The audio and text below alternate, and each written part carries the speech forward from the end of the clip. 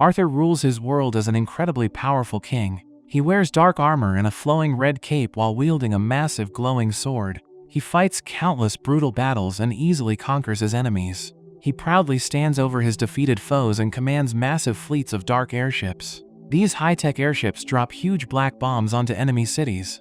The bombs trigger massive explosions that completely destroy the skyscrapers below. Despite all his military victories and ultimate political power, Arthur feels entirely trapped. He views his royal life as a suffocating prison without any real freedom. He remembers a dark-haired woman named Cecilia lying dead in a pool of blood. He also constantly remembers the terrifying assassins trying to stab him in his sleep. He never gets a single moment of peace or genuine rest. Eventually, his life as a powerful king comes to an end. His soul drifts aimlessly through a dark void filled with rising luminous blue bubbles. A brilliant golden star suddenly expands and engulfs him in blinding white light. He then wakes up in a completely new world. He opens his eyes and quickly realizes he is now a helpless infant.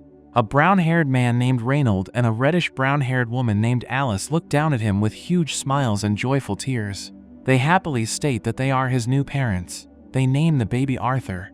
Arthur quickly pieces the clues together and figures out he has reincarnated into a completely new life. He feels deeply frustrated by his new weak and powerless body. He hates having absolutely no control over his own tiny limbs. He even hates his basic physiological reflexes, like automatically grabbing his father's finger inside the wooden crib. His parents find these little actions incredibly adorable. He finds the whole experience deeply annoying and humiliating. He also absolutely despises the fact that he regularly poops his pants. Alice gladly changes his dirty diapers and takes great care of him without a single complaint.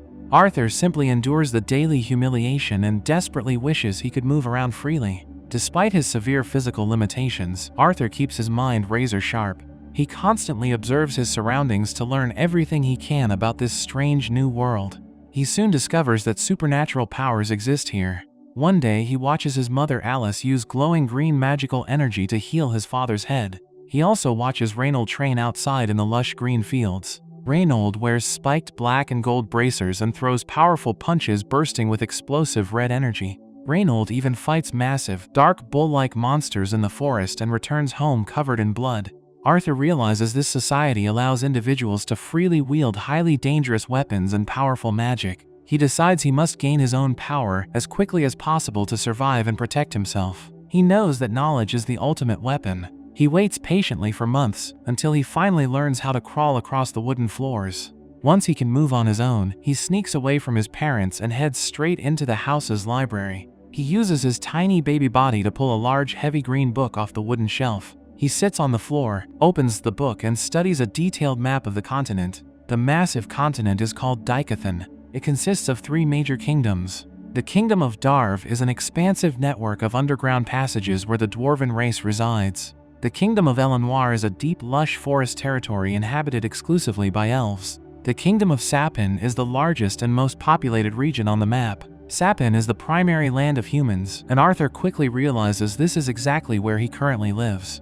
He learns that Sapin operates under a traditional monarchy. Kingship here is directly inherited through royal bloodlines rather than violently taken by force like in his previous world.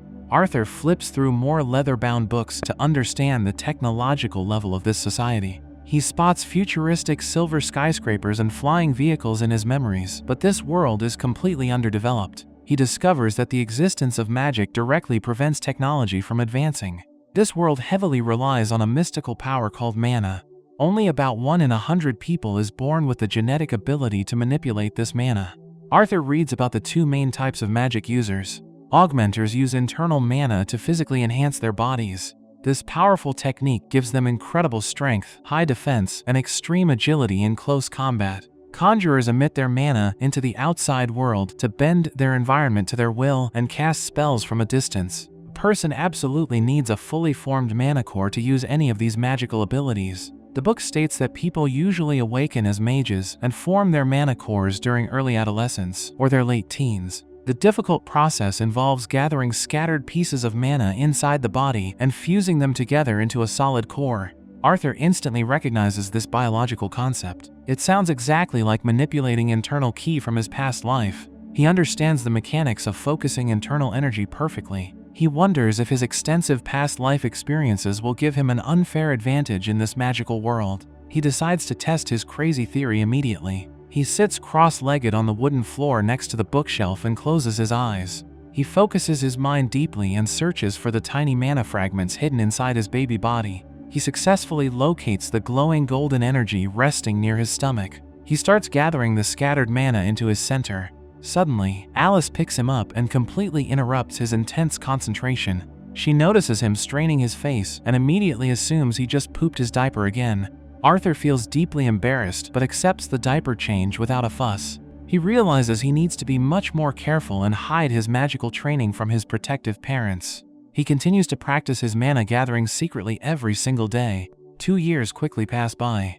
Arthur grows into a quiet but highly curious toddler. Alice writes in her journal about how much she absolutely loves him. She notes that Arthur never actually smiles or laughs. He simply observes everything around him with a very serious and analytical expression. One sunny afternoon, Reinhold decides to teach 2-year-old Arthur how to fight. He hands Arthur a wooden stick and shows him some basic sword swings in the yard. Arthur sits in the grass and holds the stick eagerly. Suddenly, Alice looks out the kitchen window and spots them. She storms outside in an absolute fury. She screams at Reinhold for putting their tiny baby in danger. Reinhold cowers in fear, sweats profusely, and apologizes immediately. He tries to explain that he just wants to teach the boys some useful combat skills. Alice completely refuses to listen, and fiercely protects her child from the training. Arthur quietly watches the argument and easily figures out the power dynamic in the household.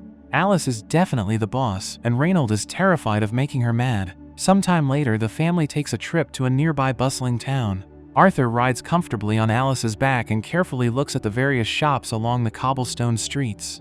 This trip provides him with crucial information about the outside world's economy and culture. He closely examines the weapons displayed on the wooden walls of a local armory. He sees heavy axes, sharp swords, and spiked maces. He then looks at a merchant selling glowing colorful crystals and light blue gems. A man in a dark cloak suddenly conjures swirling orange flames from his bare hand to demonstrate his fire magic. Arthur stares at the fire with intense fascination. He feels extremely lucky to witness real magic in person for the very first time. The town visit confirms everything he previously read in the history books. The sun sets, and Alice carries a sleepy Arthur back to their rural home. Arthur realizes his new parents truly care for him. He lacks his former royal freedom, but he genuinely appreciates their warmth and gentle care.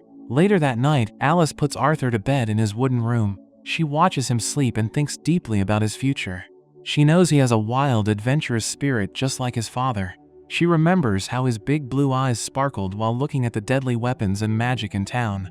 Despite this obvious interest, she deeply hopes he will choose a peaceful and safe path in life. She just wants her cute little boy to stay out of harm's way and live a normal life. The very next day, Arthur watches his father practice martial arts in the grassy yard. Reinhold performs high kicks and powerful punches against the air. His fast movements create intense shockwaves of red and blue energy that send dirt and debris flying into the sky. Arthur carefully observes Reinhold's combat techniques and confirms that his father is definitely an augmenter. He studies the physical enhancements and tries to memorize the flow of energy. Alice eventually interrupts the observation and tells Arthur it is time for his daily nap. Arthur begs to read a book instead. He gives her a wide-eyed, sparkling look to manipulate her. Alice tries to resist but quickly gives in to his incredibly cute face. She allows him to read for a little bit longer. Arthur immediately goes to the massive bookshelf and sits quietly on the floor.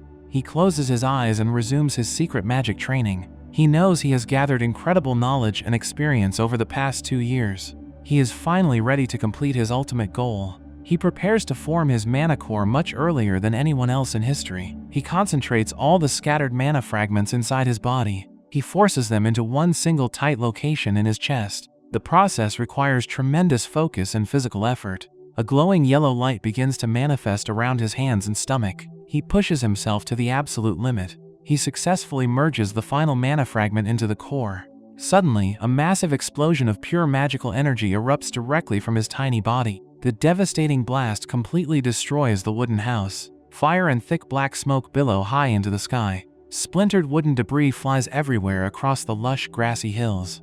Reinhold and Alice happen to be standing outside on a dirt path when the sudden explosion occurs. Reinhold instantly shields Alice from the flying wreckage. He takes a severe burn to his back but successfully keeps her safe from the blast. As the thick smoke clears, Alice realizes Arthur is still inside the ruined house. She panics intensely and screams his name in terror. Reinald drops everything and sprints recklessly toward the burning rubble. He runs through the destroyed doorway and stares in absolute shock. The wooden ceiling is completely shattered and open to the sky.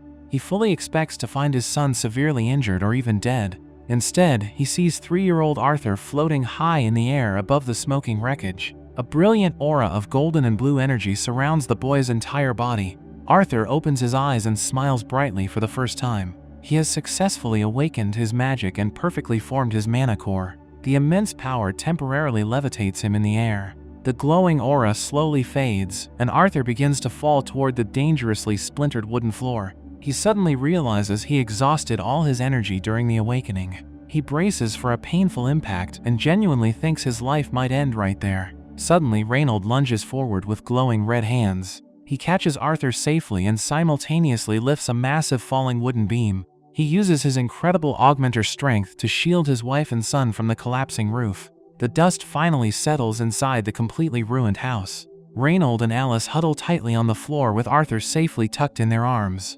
Alice cries uncontrollably and hugs Arthur as tight as she possibly can. She has minor scratches all over her face, but she doesn't care at all. She is just incredibly relieved that her baby is alive and unharmed. Reinald also breaks down into heavy tears. He smiles warmly and expresses his deep gratitude for Arthur's safety.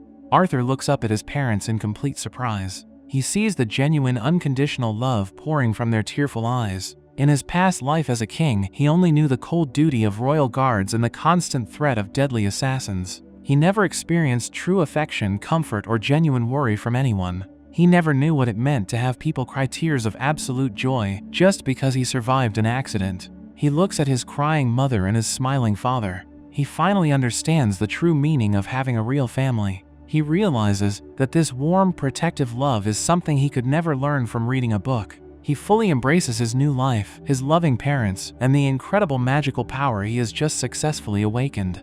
However, despite his completely new and happy life, Arthur's memories occasionally drift back to his time as King Grey. He thinks about a specific day when an assassin tried to take his life. The young man is caught and forced to kneel on the floor of a dark room while flanked by armored guards. The assassin is sentenced to immediate execution for his grave crime, but the ruling council decides to show him mercy. They declare that he and his family will be escorted back to their home country to await their final sentencing. The assassin begs Arthur to spare his wife and child, claiming that returning home would mean a fate far worse than death. He fully accepts his own severe punishment but desperately pleads for King Grey to let his family live. Arthur coldly tells the man to know his place and declares that his judgment has already been passed. The assassin's wife and child cry out in absolute terror. Suddenly, Arthur draws his sword and executes the woman and child himself, leaving their bloodied bodies on the floor. He claims this brutal act is true mercy because he just spared them from endless suffering. The assassin looks up at Arthur with tears streaming down his face and genuinely thanks the king for killing them. Back in the present, Arthur is now 4 years old and spending his days outside his family's rural cottage. Reinald tries to give Arthur a heavy spiked black gauntlet with gold trim so he can fight just like his father. Alice immediately storms out of the house and completely shuts the idea down. Reinald admits the weapon would probably get Arthur killed before he even got into striking range anyway, so they decide to use regular wooden practice swords instead. Arthur and Reinald face off in the lush green field.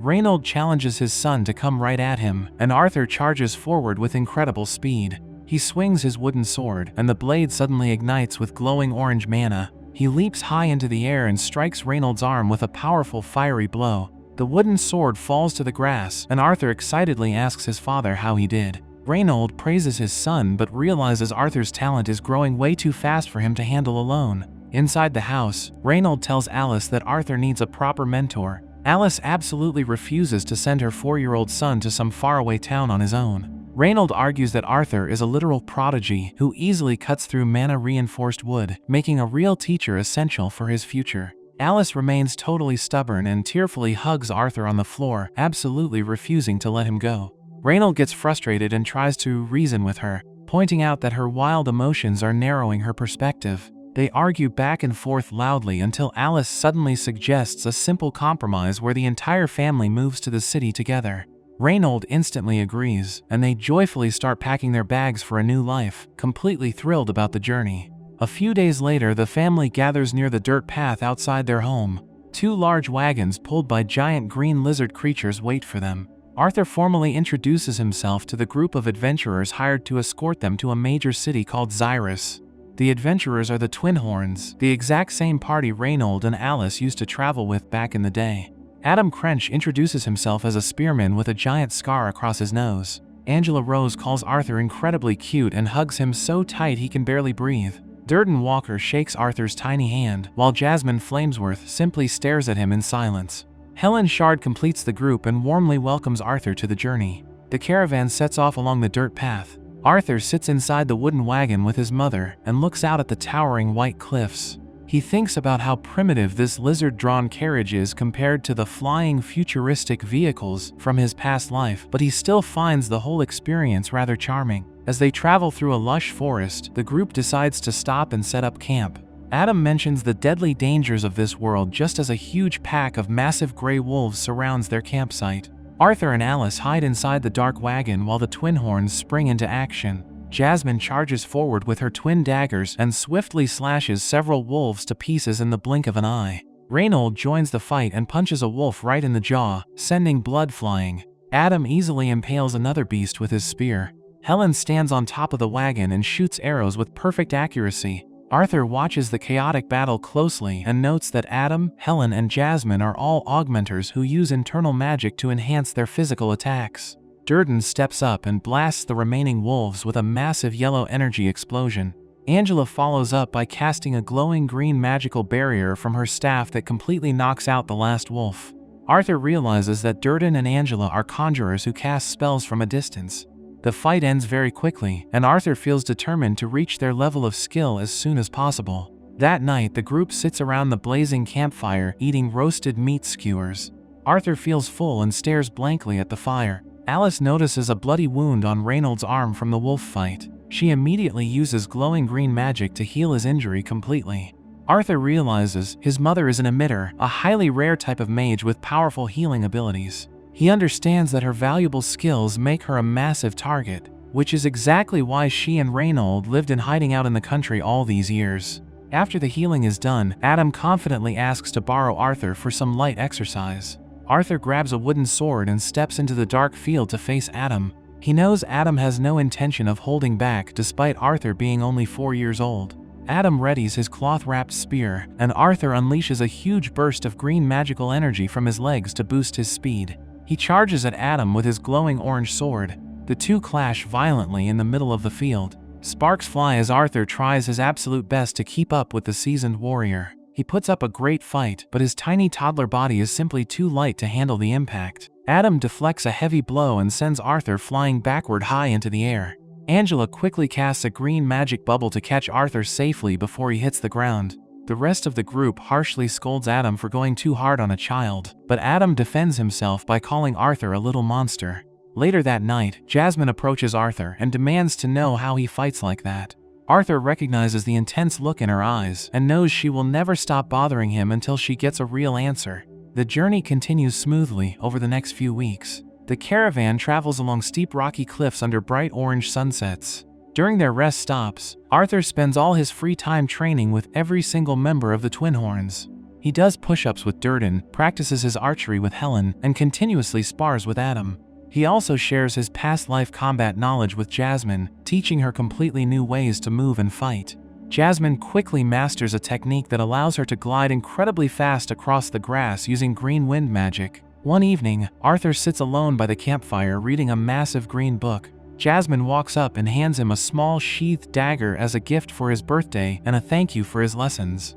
Arthur is genuinely surprised and thanks her for the weapon. The rest of the Twin Horns watch from afar and joke about how Jasmine never warms up to anyone like that. As they prepare to leave the campsite the next morning, Alice watches Arthur and suddenly starts crying. Arthur asks what is wrong, but she quickly wipes her tears and claims she is just fine with a gentle smile. The caravan resumes its journey along a narrow, dusty path overlooking a massive canyon. Arthur sits in the wagon reading his book when suddenly a huge volley of arrows rains down from the rocky cliffs above.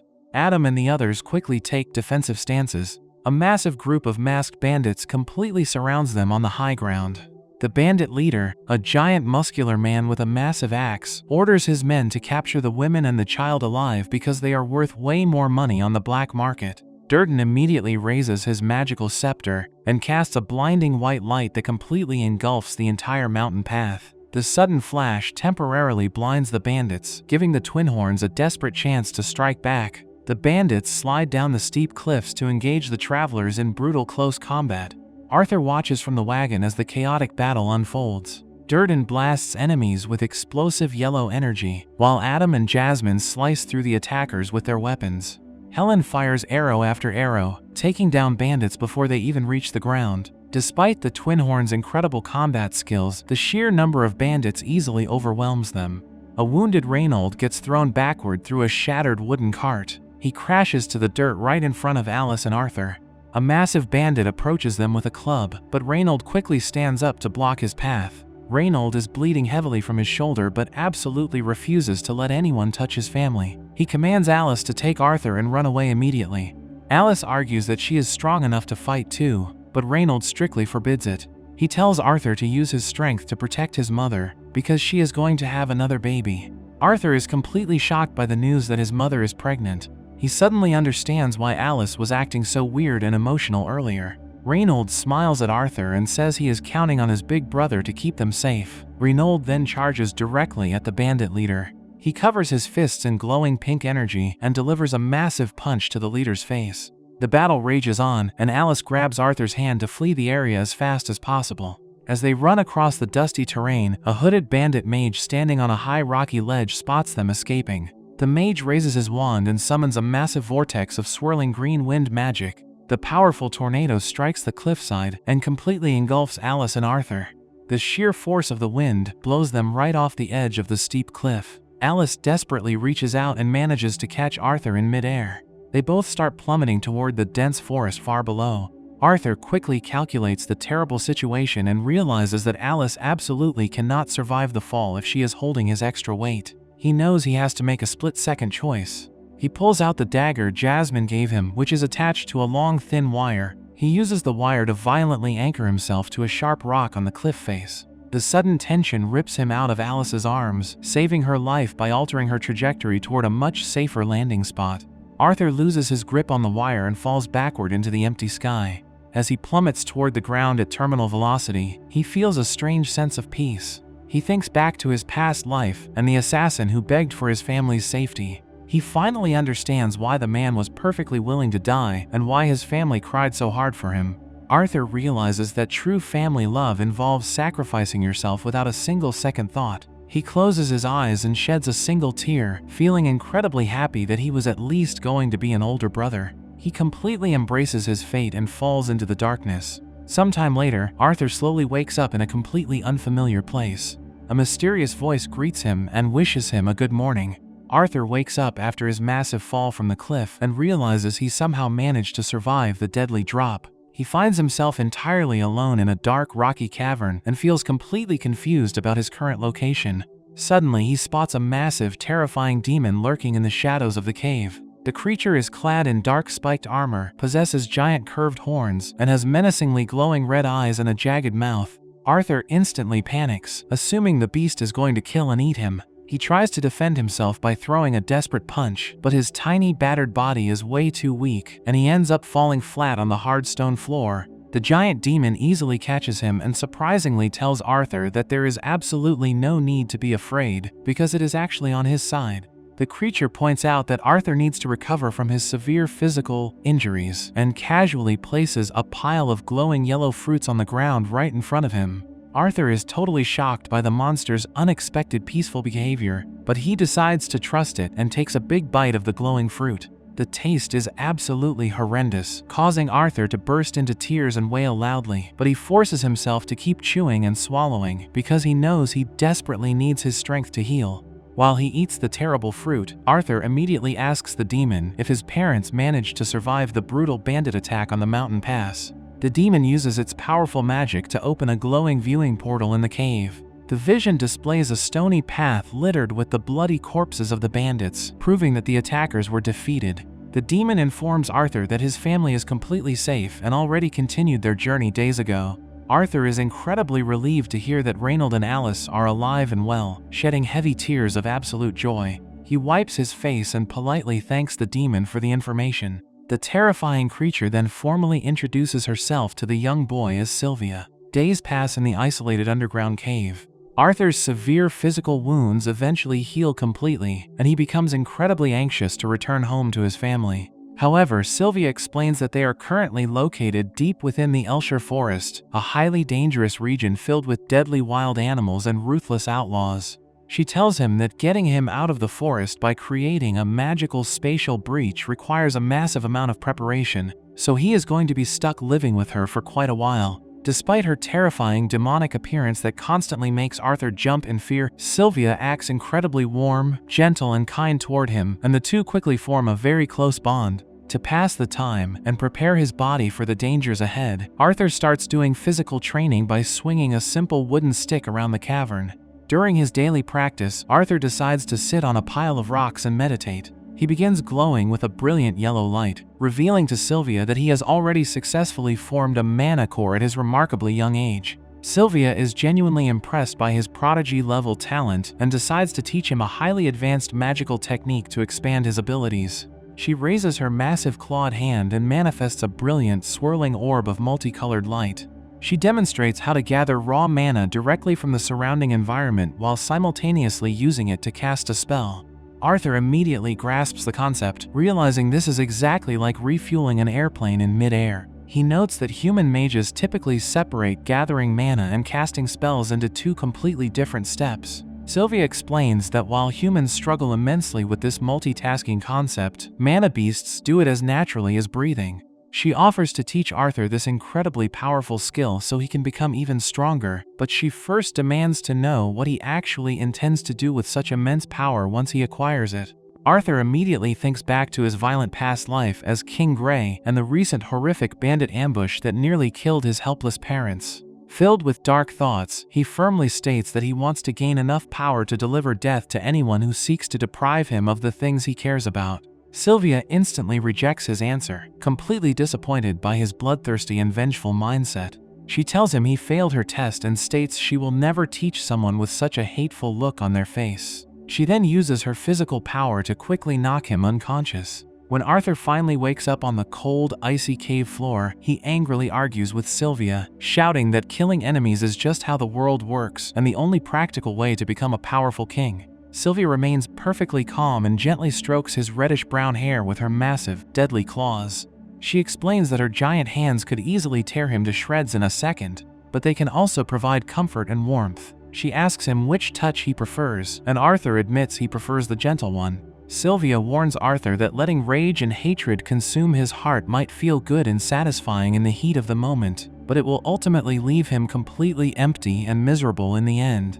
She pleads with him not to waste the precious second chance at life she saved him for on a dark path of endless violence. Sylvia asks the crucial question one more time, wanting to know what he will truly use his new strength for. Arthur takes a moment to reflect on the genuine love he receives from his parents and the close bonds he recently formed with his adventurer friends. He remembers smiling with his father, learning from Jasmine, and traveling safely with Adam, Helen, Durden, and Angela. He completely changes his answer, telling Sylvia that he simply wants to protect the people he deeply cares about. Sylvia is absolutely thrilled by his response and praises him, calling it the perfect answer. As Arthur continues his intense magical training in the cave, he frequently experiences vivid flashbacks to his previous life as King Grey. He remembers sitting on a throne, feeling like little more than a living weapon for his country. He recalls how politicians in the parliament manipulated him to fight endless wars to secure wealth as his nation's resources rapidly ran dry and birth rates declined.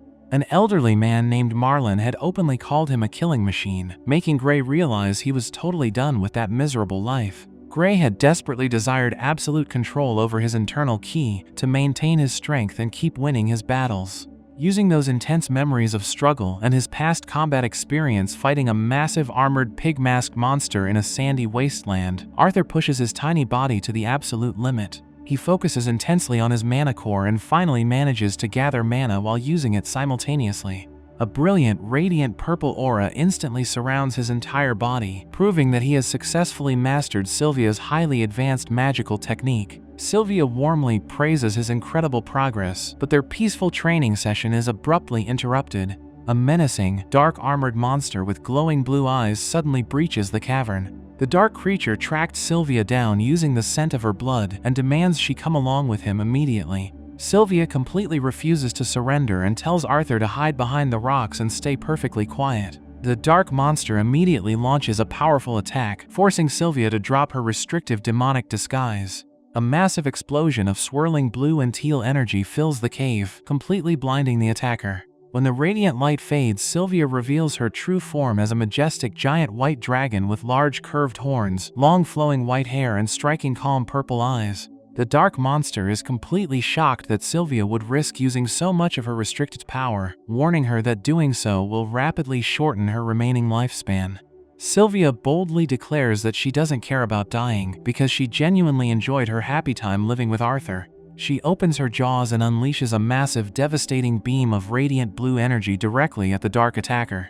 A colossal battle ensues, utterly destroying the rocky cavern with massive explosions of purple and blue magic. Falling debris and thick dust fill the air as the two powerful beasts clash. Eventually, the smoke clears, and Arthur peeks out from his hiding spot to see the devastating aftermath of the fight. The dark monster stands victorious over the battlefield, while Sylvia lies severely injured on the broken stone ground. She has deep wounds, and glowing orange markings are rapidly spreading across her neck and torso as her blood pools around her head. Knowing her time is completely up, Sylvia calls Arthur over to her side. Arthur quickly runs to her, completely heartbroken to see his massive friend dying on the floor. Sylvia uses the last of her strength to create a vibrant, swirling spatial portal for Arthur to escape through. She reminds him of his solemn promise to always protect his loved ones and tells him it is finally time to say their goodbyes. Before he leaves, Sylvia gives Arthur two very special parting gifts. A glowing multicolored egg-like orb magically emerges from her chest. She wraps it carefully in a pure white feather and hands it to Arthur, strictly instructing him to keep it safe. Then, she touches his arm, transferring a glowing orange magical mark onto his skin that slowly spreads beneath his shredded sleeve. Arthur desperately asks what the mysterious mark is, but Sylvia simply smiles and says he will understand its purpose when the time is right. Arthur adamantly refuses to leave her behind and begs Sylvia to come through the escape portal with him. He screams that he doesn't care if she is a dragon or a terrifying monster because she is his family and he deeply cares about her. He tearfully calls her his grandma, completely rejecting the idea of abandoning her to die alone in the dark cave. Sylvia is deeply moved by his emotional words and sheds a single tear from her purple eye. She warmly thanks her newly adopted grandson for bringing so much happiness and light into her final days. With a heavy heart, she uses her magic to forcefully push Arthur into the swirling, colorful portal, sending him away to safety against his will. As Arthur disappears into the cosmic void, the dark monster slowly approaches Sylvia's fallen body, arrogantly mocking her for finally giving up the fight. However, Sylvia simply opens her purple eyes, looks directly at the dark creature, and unleashes a massive, blinding explosion of raw blue energy that completely engulfs the entire cavern, destroying the enemy and herself in the process. While floating helplessly through the colorful, shimmering cosmic void, Arthur hears Sylvia's gentle voice echoing clearly in his mind. She explicitly addresses him as King Grey, revealing that she secretly knew about his past life the entire time they were together. She begs him not to let his new life be consumed by the same hatred, sorrow, and endless violence that completely ruined his previous existence. She tells him to take his journey one step at a time and wishes for his new life to be filled with brilliant light and true happiness. Arthur cries silently as he floats horizontally toward a massive bright light at the end of the void. He eventually wakes up lying on the soft grass of a lush green forest clearing under a bright blue sky. He immediately checks his side and finds the white feather bundle containing the mysterious dragon egg safely resting right next to him on the grass. Realizing that Sylvia truly sacrificed her own life so he could live, Arthur wipes away his tears and fully accepts her final wish. He carefully picks up his small bag, turns his back to the sunny clearing, and looks out into the dense, highly dangerous forest with a fiercely determined and serious expression, fully prepared to face whatever challenges lie ahead on his long journey back to his family. Arthur runs through the lush green Elshire forest using his green wind magic to move at incredible speeds. He quickly stops when he hears voices nearby and spots a group of heavily armed slavers gathered around a horse-drawn carriage. He looks down from a high tree branch and sees a large man in a fur-trimmed purple coat, forcefully covering the mouth of a crying silver-haired elf girl named Tessia. The slavers laugh and talk about how much money they will make by selling her as a slave, because elf girls fetch a ridiculously high price on the black market. Arthur briefly remembers Sylvia's lessons about controlling his negative emotions and avoiding unnecessary bloodshed, but he decides he simply cannot just walk away and let them take an innocent child. He patiently stalks the caravan from the shadows, carefully watching their movements and waiting for the absolute perfect time to strike. Night eventually falls, and the slavers set up their camp in a dark clearing under a starry sky. Arthur notices they use glowing magical bonds to control their large, scary antlered forest hounds. He decides to use the restless hounds to create a major distraction. Arthur sneaks around the dark woods and throws several small seed-like projectiles directly at the beasts, causing them to howl loudly and completely agitate the slavers. One of the annoyed slavers leaves the warmth of the campfire and goes over to violently kick the hounds to shut them up. Arthur uses this perfect opportunity to sneak up on the isolated slaver in the thick night mist. He uses his glowing red energy to overpower the muscular man in an instant and quickly steals his hunting knife. Another slaver soon comes looking for his missing friend, complaining about the delay. Arthur swiftly ambushes him from the shadows and takes him down as well.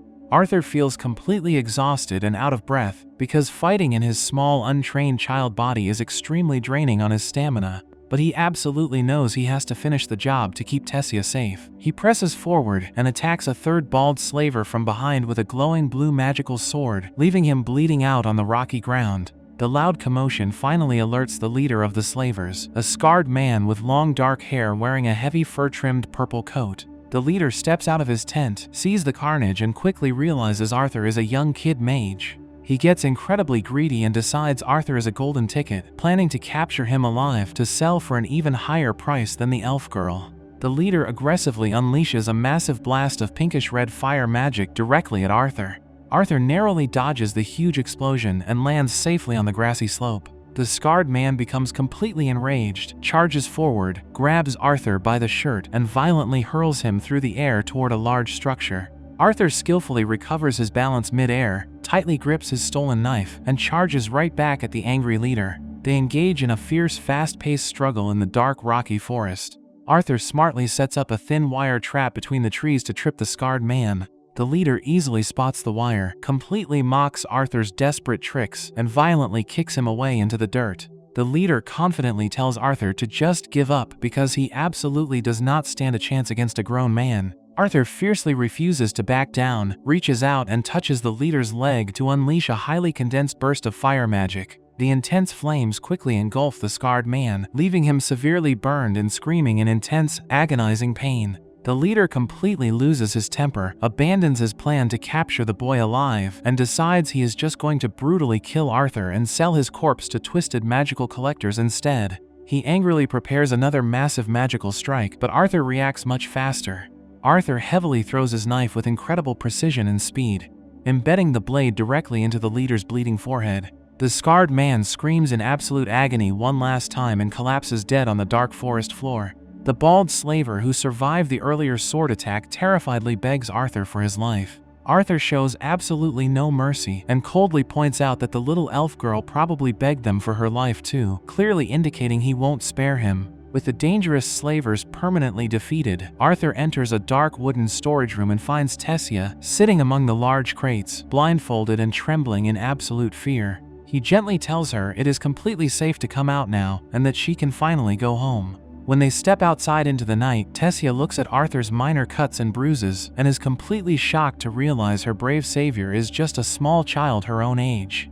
Arthur quickly covers the dead bodies of the slavers and sets up a makeshift stone memorial to completely shield Tessia from the gruesome reality of the bloody battle. He smoothly lies to her, saying the bad men just had an unfortunate accident and will never be able to bother her again. Arthur puts on a large brown backpack, tells Tessia it was really nice meeting her, and turns to walk away so he can find his own family. Tessia immediately panics, grabs his sleeve tightly, and starts crying hysterically. She loudly begs him not to abandon a delicate little girl all alone in the terrifying woods.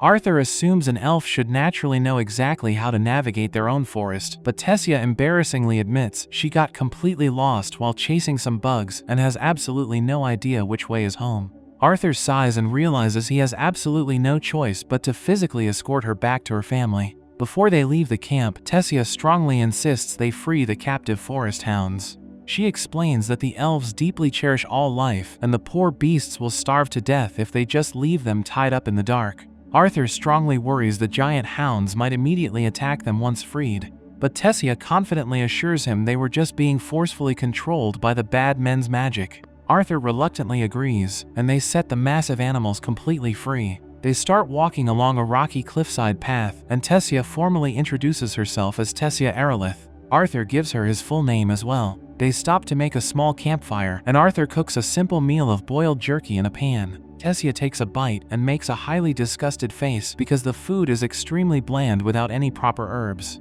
Arthur strictly tells her she absolutely needs to eat anyway to keep her energy up for the long walk, briefly remembering how Sylvia used to force him to eat terrible tasting glowing fruit for his own healing. As they continue walking through the lush green forest, they happily talk about their respective homes. Tessia excitedly explains she lives in the elf kingdom of Elenoir and spends most of her time heavily supervised by her grandpa and caretakers because her parents are incredibly busy with important work. Arthur quietly suspects she might belong to a very wealthy or highly royal family based on how sheltered she acts. Tessia spots some glowing yellow bugs flying around them and explains her people constantly use them to easily mark paths in the woods. She playfully asks Arthur if he wants to catch one and wear it as an earring. Arthur quickly declines the offer and mentally notes that he really needs to study Tessia closely and learn how to act more like a normal child to blend in. Night falls again, and they set up a small dark tent at the base of a massive tree trunk. Arthur firmly tells Tessia to sleep inside while he stays outside to keep a strict watch. Tessia gets incredibly scared of the dark woods and desperately tries to convince Arthur to sleep inside the tent with her. She claims she is definitely not scared of ghosts, but is just highly worried that wild beasts will easily spot him if he stays outside alone. She also mentions her grandpa strictly warned her that human men are all highly dangerous perverts who have multiple wives. Arthur gets extremely offended by the wild accusation and explains that only a few wealthy aristocrats actually have multiple wives. He bluntly asks Tessia if she even knows what a pervert actually is, and she embarrassingly admits she has absolutely no idea. Arthur finally gives up arguing and agrees to stay inside the tent, and Tessia quickly falls asleep under her warm blanket. Arthur sits quietly in the dark tent and finds it highly amusing to finally experience what having a little sister actually feels like. The next day, they wade across a sparkling turquoise stream surrounded by large mossy rocks. Suddenly, Arthur experiences an unbearable, agonizing pain fiercely radiating directly from his newly formed manicore. He completely collapses onto the dirt floor, sweating profusely, clutching his chest, and intensely struggling to breathe under the massive weight of his heavy backpack. Tessia totally panics and frantically asks if he is okay. She immediately offers to run off and find some magical medicinal herbs to quickly help his stomach ache. Arthur completely stops her because he knows the dangerous forest is way too deadly for her to wander around alone. He decides to lie and firmly tells her he is perfectly fine, so she absolutely does not worry about his worsening physical condition. While Arthur rests exhausted against a large mossy tree trunk, a massive gray wolf suddenly approaches them from the thick bushes. It is one of the very same forest hounds they mercifully freed the night before. The giant wolf proudly drops a large dead boar right in front of Arthur and calmly walks away into the trees. Tessia happily points out that the wolf is directly repaying them for their good deeds.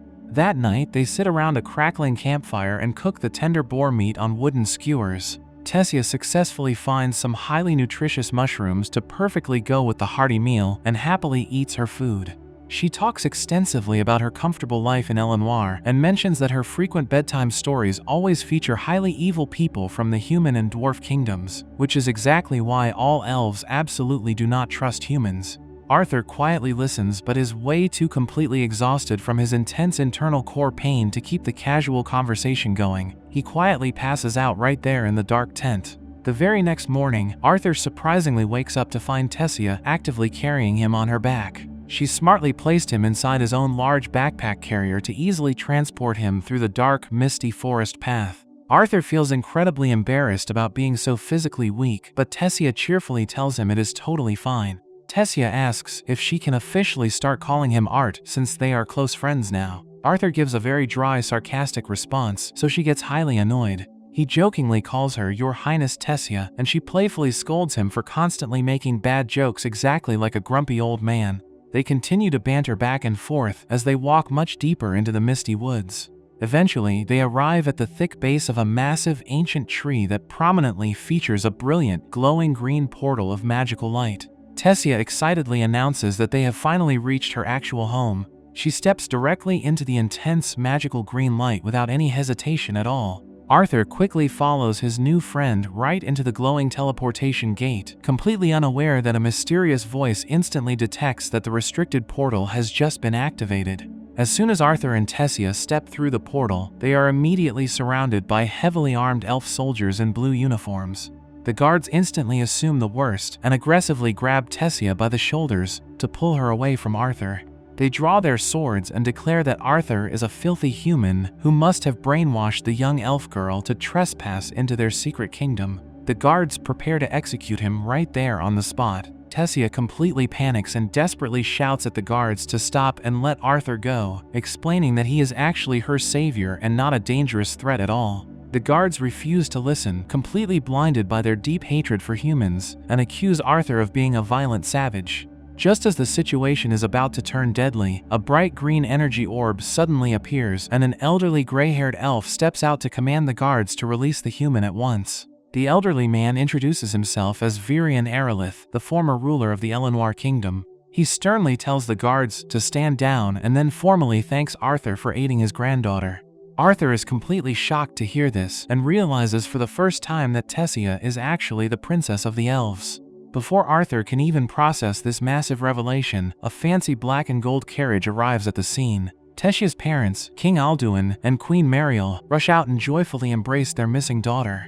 The heartwarming reunion is quickly interrupted when King Alduin notices Arthur standing nearby. He instantly becomes furious at the sight of a human in his kingdom and loudly demands to know what the guards are doing, ordering them to arrest the boy immediately. Virian calmly steps in and explains that Arthur saved Tessia's life and brought her back safely, so he hardly deserves a summary execution. Queen Mariel tries to comfort Tessia, but the young princess stubbornly refuses to back down. She loudly declares that Arthur is a good person and demands that her family show him proper hospitality at their castle. King Alduin is visibly stressed and completely appalled by the idea of bringing a human into the royal palace, but Tessia gives him the ultimate puppy dog eyes and begs him to agree.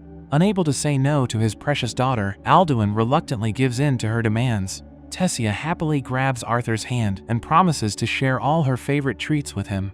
As they walk away, Virian closely watches Arthur and silently notices that the boy possesses an unfathomable, mysterious strength. Tessia excitedly drags Arthur through the bustling elven city, showing off the beautiful white dome-shaped houses built into the massive mountain cliffs and the long wooden suspension bridges connecting the lush green forest platforms. Arthur is genuinely amazed to see such a unique and advanced civilization with his own eyes, especially since humans and elves have a long history of bitter conflicts.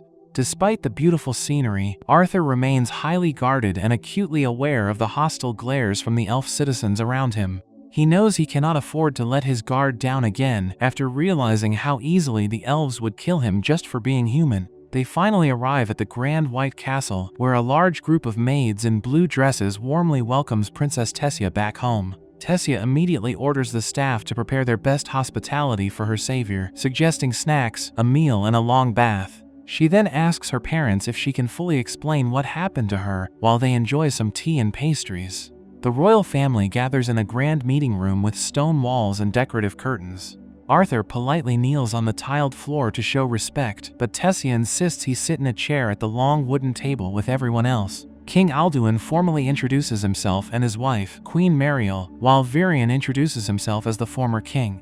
Arthur introduces himself as Arthur Lewin from a humble town in the Sapin Kingdom and humbly expresses his gratitude for the audience. Alduin coldly notes that Arthur is surprisingly well educated for a low-born human. Arthur proceeds to explain his harrowing journey, detailing how his family was ambushed by bandits and how he eventually stumbled upon Tessia in the forest. He deliberately leaves out a few specific details about his own powers but tells the complete truth about the slavers. Upon hearing the word slavers, King Alduin slams his fist on the table in a blind rage, shouting that human barbarians were responsible for kidnapping his daughter. Arthur politely but firmly corrects the king, stating that slave traffickers belong to a shared criminal profession, not a shared race. This bold statement completely shocks the royal family. Virion leans forward and skeptically asks how a mere child could possibly negotiate with or defeat grown slavers to save Tessia. Arthur plainly states that he did not negotiate or beg, but rather used his sorcery to overcome them. The royal guards standing in the room are deeply insulted by this claim, and angrily draw their swords, accusing Arthur of lying and deceiving the princess to infiltrate their kingdom. Virion strictly orders the guards to lower their weapons, and Tessia aggressively defends Arthur's story. She confirms that bad men captured her, threw her in a wagon, and openly talked about selling her off for a high price. Hearing his daughter's testimony, King Alduin finally believes Arthur's story and thanks him for his bravery. Arthur then makes his one request, asking the king for help to safely return to his family in the Sapin Kingdom. Alduin's expression darkens immediately, and he harshly asks if Arthur seriously expects the elves to show gratitude and assist a human after all the historical enmity between their races. Arthur fearlessly looks the king in the eye and replies that if the elves truly believe humans are lowly savages, they shouldn't conduct themselves in the same debased, ungrateful manner. Virion chuckles at the clever response, admitting that Arthur makes a very fair point. Alduin sighs and explains the harsh reality of the situation. The teleportation gate to the Sapin Kingdom is highly restricted and only opens for a joint council between the rulers of the three races once every 7 years. Since the last council recently passed, the gate will not open again for another 5 years. Arthur is completely devastated by this news, realizing 5 years is far too long to be separated from his parents. However, Alduin states that they obviously cannot let a human live among them for that long either, so he promises to prepare a special military escort to safely guide Arthur back home by tomorrow morning. Arthur feels a massive wave of relief wash over him, thankful that he can finally go home. But right at that moment, an agonizing, unbearable pain fiercely strikes his chest. He desperately clutches his shirt, gritting his teeth to hide his intense suffering from the royal family. Alduin completely misses Arthur's distress and simply tells him to make himself comfortable for the night. Later that evening, Arthur sneaks out to a secluded waterfall to train and try to understand what is happening to his body. He stands shirtless under the rushing water, clutching his chest in pain and silently begging Sylvia for help. The pain eventually lessens in the cool night breeze, and Arthur steps out onto a massive stone balcony overlooking the dark cliffside. He looks up and spots Tessia happily spending time with her parents and Virion on a higher balcony. Seeing their warm family dynamic makes Arthur deeply miss his own parents, Reynolds and Alice. He wonders if they managed to safely escape the bandit ambush and if they are even still alive. His mind fills with dark doubts as he questions if his parents would ever smile at him like that again, feeling immensely guilty for being entirely incapable of protecting them during the attack. He feels overwhelmed by the dark, violent nature of his past life as a king, realizing that his soul is constantly waging a bitter war against his old self. Suddenly, Tessia runs down to the lower balcony and happily greets him. She apologizes for her father and grandfather being so rude during the meeting. Arthur brushes it off, telling her she should just act like the spoiled princess she is and enjoy the attention from her worried family. Tessia gets slightly annoyed and claims Arthur will act exactly the same way when he finally reunites with his own parents. Arthur's expression turns somber and he voices his deep insecurities, saying his parents went through so much trouble because of him and might not even miss a weak son who couldn't protect them. Tessia immediately hates his self-deprecating attitude. She boldly steps forward, grabs Arthur's face, and aggressively squishes his cheeks together. She forcefully tells him that his parents are obviously incredibly sad about losing him, and she is already terribly sad that he is leaving tomorrow. Arthur is completely startled by her sudden physical affection and genuine words. Dozens of glowing green orbs begin to float up from the dark rocky abyss around the balcony. Tessia happily explains that the beautiful floating lights are called firefly pots. Arthur looks at the glowing lights and feels a profound sense of clarity. He realizes he was being foolish by letting his past life's trauma dictate his current emotions. He sincerely apologizes to Tessia for his dark mood and admits that he likes the glowing fireflies too. The two children share a peaceful moment watching the lights together. Suddenly, Arthur's sharp combat instincts completely take over. He rapidly pushes Tessia behind him to shield her and flawlessly blocks a massive surge of green energy aimed right at them. The glowing green light clears to reveal Virion standing there with a large grin on his face. Tessia is absolutely furious and angrily yells at her grandfather for trying to kill them. Virion laughs it off, casually stating that his little trick wouldn't actually kill anyone. He explains that he staged the sudden ambush solely to test Arthur's instant defensive response, successfully proving that the boy really did have the skills to fight off a group of armed slavers. Tessia scolds Virion for picking on Arthur, insisting that he isn't the kind of human Virion should hate. Virion agrees, stating he hasn't taken this much interest in someone in a very long time. He summons a wooden training sword from a swirl of green magic and playfully challenges Arthur to a second round. Arthur grabs a wooden sword of his own, and the two immediately launch into a fierce, high-speed duel right there in the courtyard. Arthur lunges through the air with direct, precise movements, using his mana to boost his physical strength. However, Virion is incredibly fast, easily dodging and parrying every single strike Arthur throws at him. Arthur realizes he has to push his body even further to match the elderly elf's ridiculous speed. He grits his teeth and lands a powerful direct strike right on Virion's chest, but the impact completely shatters Arthur's wooden sword into tiny flying fragments. Unarmed but entirely unfazed, Arthur's survival instincts kick in. He remembers the wild, desperate beasts he fought in his past life and channels that same raw, primal energy. His arm violently erupts in a swirling mass of fiery red and green elemental magic. He charges forward and brutally punches Virion directly in the face, sending the former king stumbling backward across the stone floor. Tessia immediately jumps into the fray, grabbing Virion from behind and yelling at him to stop his relentless bullying. Virion rubs his bruised forehead and smirks, openly admitting he definitely didn't expect the young boy to actually get the better of him. He is incredibly impressed by Arthur's raw talent and combat awareness. Without any hesitation, Virion formally offers to take Arthur in as his personal apprentice. Arthur is completely taken aback by the sudden offer and politely declines, explaining that his parents still don't know he's alive and he absolutely needs to go home. Virion slyly counters by suggesting there might be a magical way to contact his parents and let them know he's safe without him having to leave Elenoir. Before Arthur can even ask how that is possible, the agonizing, unbearable pain strikes his chest again, but this time it is significantly worse. He collapses onto the hard stone floor, violently clutching his chest and sweating profusely as he struggles to breathe. Virion steps forward, looks down at the suffering boy, and his expression turns dead serious. He plainly states that he suspected this might be the case. Virion reveals that Arthur is currently experiencing the severe physical backlash of inheriting a powerful beast will. He strictly warns Arthur that he no longer has a choice in the matter. Arthur must become his apprentice and learn how to properly control his rampant mana, because if he refuses, the overwhelming power of the beast will is going to completely destroy his body and kill him. While unconscious from his catastrophic mana core failure, Arthur finds himself trapped in a dark void experiencing a terrible nightmare. He stares up at a massive, menacing entity made of swirling purple and blue mist with glowing red eyes and a sinister grin. Arthur tightly shuts his eyes in intense distress, heavily sweating as he feels the crushing anxiety and the massive weight of his responsibilities pressing down on him. He slowly wakes up from the nightmare and finds Tessia sitting directly on top of him in his bed. She happily tells him to get up because Virion is waiting for them. Arthur sluggishly asks for 5 more minutes and jokingly calls her a monster. Tessia gets incredibly angry, aggressively yells at him for the insult, and pulls his arms to drag him out of bed.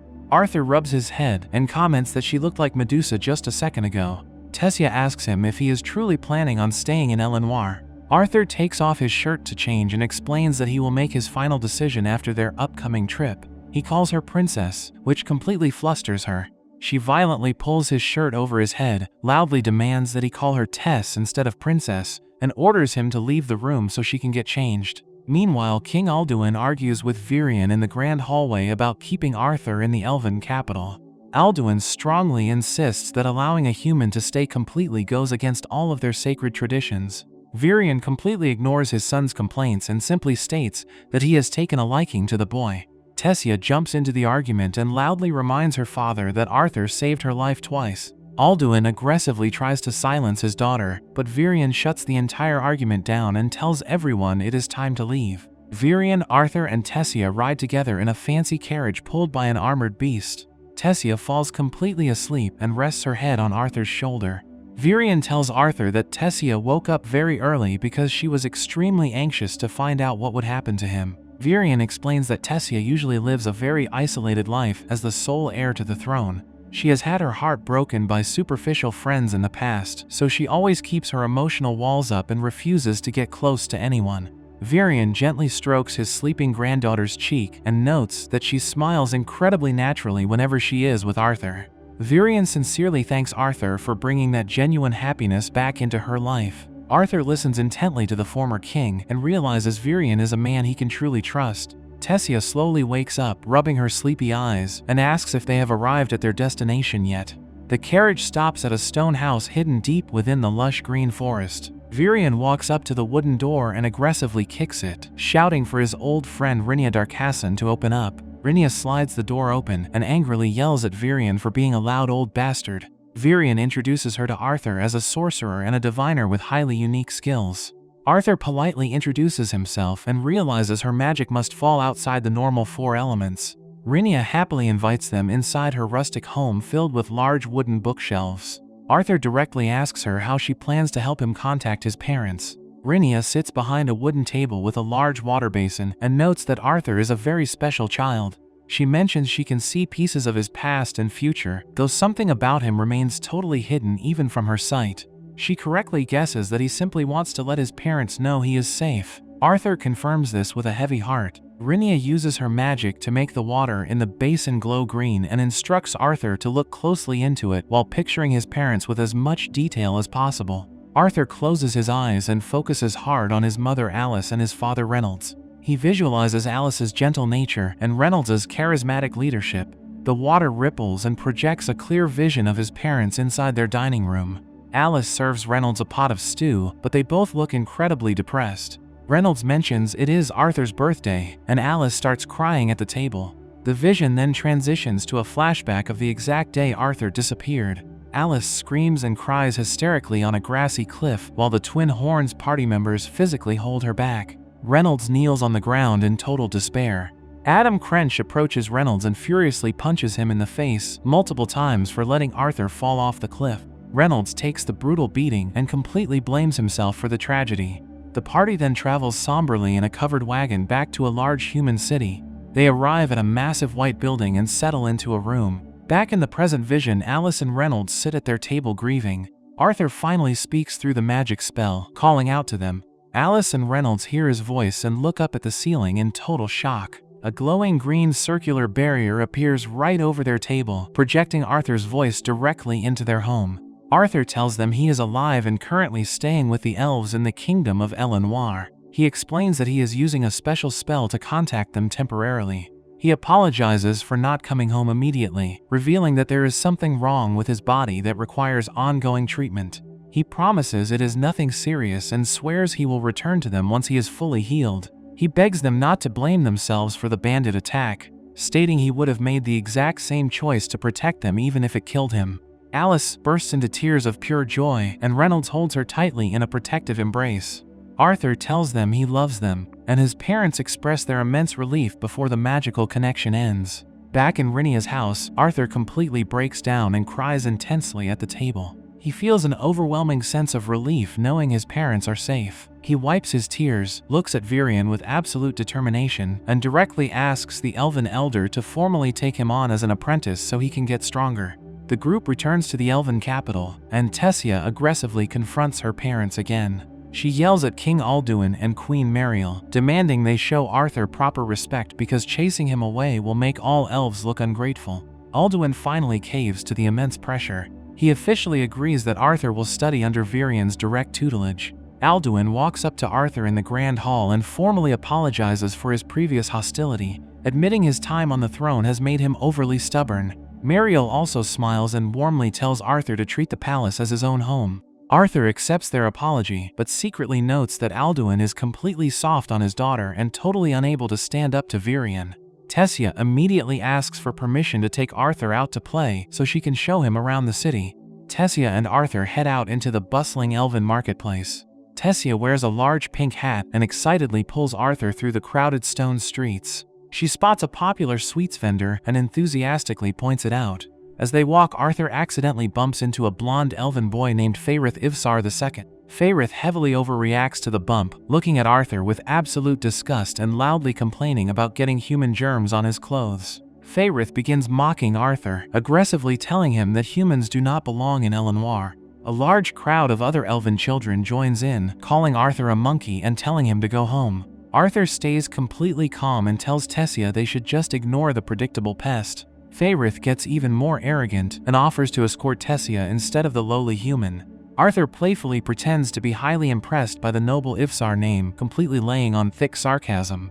He bows deeply and mocks Faerith's supposed genius, stating he will show him proper respect from now on. Tessia giggles uncontrollably as they walk away. Faerith realizes he is being mocked and gets incredibly furious. He yells at them, officially challenges Arthur to a duel to defend his family's pride, and pulls out a purple magic wand. Faerith pressures Arthur by stating that running away will ruin Virian's reputation as a teacher. Arthur casually accepts the challenge, and Tessia steps up to officially referee the match. A large crowd of elves gathers around to watch the fight. Tessia signals the start of the duel, and Faerith instantly attacks. He uses his wand to launch several explosive magical arrows right at Arthur. Arthur completely ignores the magical blasts, dashes forward with terrifying speed, and violently punches Faerith right in the face. The heavy blow sends the arrogant noble flying through the air. Faerith crashes onto the cobblestone path and starts crying in total defeat. Arthur looks down at him and casually wonders if he hit him too hard. Tessia runs over, grabs Arthur by the hand, and cheerfully drags him away from the scene to avoid any more trouble. They run through the forest village, laughing joyfully together.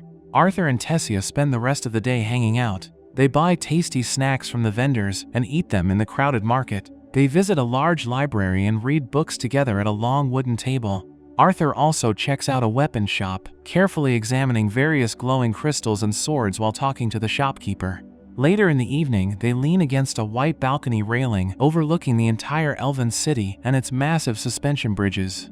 Tessia asks Arthur if he is looking forward to his training starting the next day. Arthur smiles and confirms he is. He thinks back to a serious conversation he had with Virian in the dark forest. Virian warned him that the beast tamer training would be incredibly brutal, comparing the physical toll to being dipped in boiling pitch.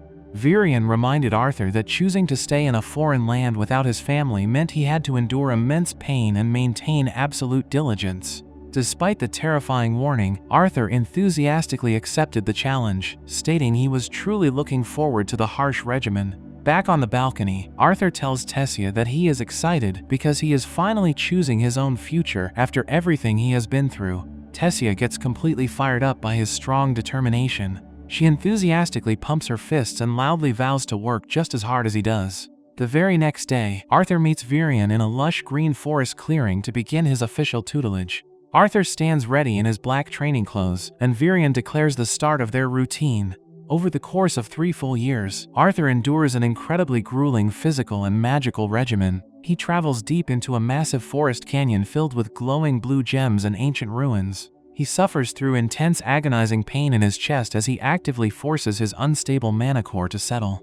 He discovers mysterious glowing orbs of mana and learns to properly harness their energy. He practices tirelessly with Tessia in a stone courtyard, greatly improving his combat forms. He engages in countless intense sparring matches with Virian, lunging and dodging at blinding speeds with wooden practice swords. Arthur rapidly grows taller and significantly stronger over the years. He stands proudly before a glowing waterfall in the dark forest, fully realizing that his difficult path will only get harder, but he remains completely ready to face his exciting future.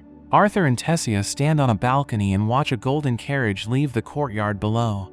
Arthur asks where the carriage is heading, and Tessia explains that her parents, King Alduin and Queen Mariel, are traveling to a special meeting that requires their mandatory attendance. Later, they head inside, and Tessia presents Arthur with a massive hamburger she made entirely by herself. She aggressively demands that he eat the whole thing and tells him he should be grateful that such a beautiful girl cooked for him. Arthur takes a huge bite and quickly devours the food, playfully teasing her by questioning if the cook was actually beautiful. Tessia gets incredibly flustered and embarrassed by his joke. Shortly after breakfast, the two of them head out into a dense forest clearing to continue their ongoing training with Virian. Arthur and Tessia warm up by sparring with each other, lunging and throwing kicks at high speeds. Virion stands nearby holding 2 wooden swords and watches them fight. He casually tells them that they are both moving way too slow for his liking. Tessia completely ignores her grandfather's criticism and energetically vows to clobber Arthur. Virion decides they have warmed up enough, so he tosses the wooden practice swords to them and announces that they are ready to begin the next phase of their training. They sit down on the grass, and Virion starts with a comprehensive review of basic sorcery. He explains that once a person stabilizes their mana, they can master one of the 4 main elements, which are fire, water, wind, and earth. He notes that elemental inclination heavily depends on a person's race. Elves naturally specialize in wind, water, and earth, while dwarves are strongly attuned to earth and fire. Humans are totally unique because they possess the capacity to learn all 4 elements. Arthur is surprised by this and asks if humans can really use everything. Virion clarifies that while humans have the potential for all 4, individual compatibility means most people are only ever capable of using one specific element. He adds that only a few exceptionally rare individuals can use multiple elements. Arthur raises his hand and asks a highly important question. He wants to know why he hasn't been allowed to use any sorcery during his physical training, especially since Tessia uses it all the time. Virion gets very serious and finally reveals the truth. He explains that an incredibly powerful beast will is currently slumbering deep inside Arthur's mana core.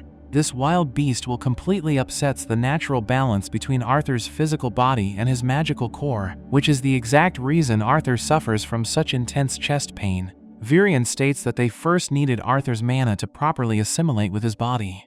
Now that his body is ready, Virion plans to forcefully awaken the beast will. He assures Tessia that the procedure is completely safe, promising that Arthur will only feel a little bit of heat and will emerge as a true beast tamer. Arthur enthusiastically agrees to the process. He kneels on the sandy forest floor, and Virion steps up to ignite the mana core. Virion violently punches Arthur directly in the stomach and presses his glowing hand against Arthur's chest. A blinding burst of golden magical energy erupts from Arthur's body, completely engulfing the entire forest. Arthur screams in pure agony as the intense magic shreds his shirt and blasts sharp wooden stakes across the clearing. Within the blinding light, the massive silhouette of a horned dragon briefly materializes. The shockwave forces Tessia and Virion to step back, and Virion is utterly stunned by the sheer magnitude of the explosion. Sometime later, Arthur wakes up shirtless in a bed with Virion sitting closely beside him. Virion immediately asks if Arthur knows the origin of his beast will. Arthur confirms that the will came from a dragon named Sylvia. Virion is completely shocked by this revelation, but admits it matches the massive silhouette he saw during the explosion. He strictly warns Arthur to never tell anyone about this, explaining that possessing a dragon's will is guaranteed to attract highly dangerous enemies. Putting the beast will aside, Virion drops some massive news. He informs Arthur that his departure from Elenoir is now officially set for just 4 months from now, instead of the original 2 years. He explains that the 3 main kingdoms are hosting a massive cultural exchange event for young people, and the flying city of Xyrus will temporarily open its entrance to the public. Arthur realizes this is exactly why the king and queen left in the carriage earlier that morning. Arthur is completely shocked that he only has 4 months left, but he is also relieved that he will finally get to see his family again. Virion warns him that his training will become significantly harder starting tomorrow, and mentions that Tessia already knows about his early departure. That night, Arthur lies alone in his dark room, feeling anxious about the shortened timeline. Suddenly, the glowing multicolored stone that Sylvia gave him begins to crack. Arthur realizes in sheer terror that the stone is actually an egg. The egg completely shatters, sending glowing shards and shimmering particles flying across the room. A small black winged creature with tiny horns and a star-tipped tail emerges from the glowing debris. The newborn creature smiles joyfully at Arthur. Arthur picks the small dragon up, finding her incredibly adorable. Suddenly, the creature playfully bites his hand, and a glowing purple magical crest permanently imprints itself onto Arthur's arm. Arthur hears a voice in his head and quickly realizes he can communicate telepathically with the little dragon. He officially names her Sylvie in honor of her mother. Sylvie happily accepts her new name and falls completely asleep on the bed next to him. The next morning, Tessia peeks into Arthur's room and is totally amazed to find him sleeping beside the small black creature. She carefully picks Sylvie up, instantly falling in love with her cute fangs and tiny wings. Later that day, Arthur walks out into the forest with Sylvie perched comfortably on his head. He shows his new pet to Virion.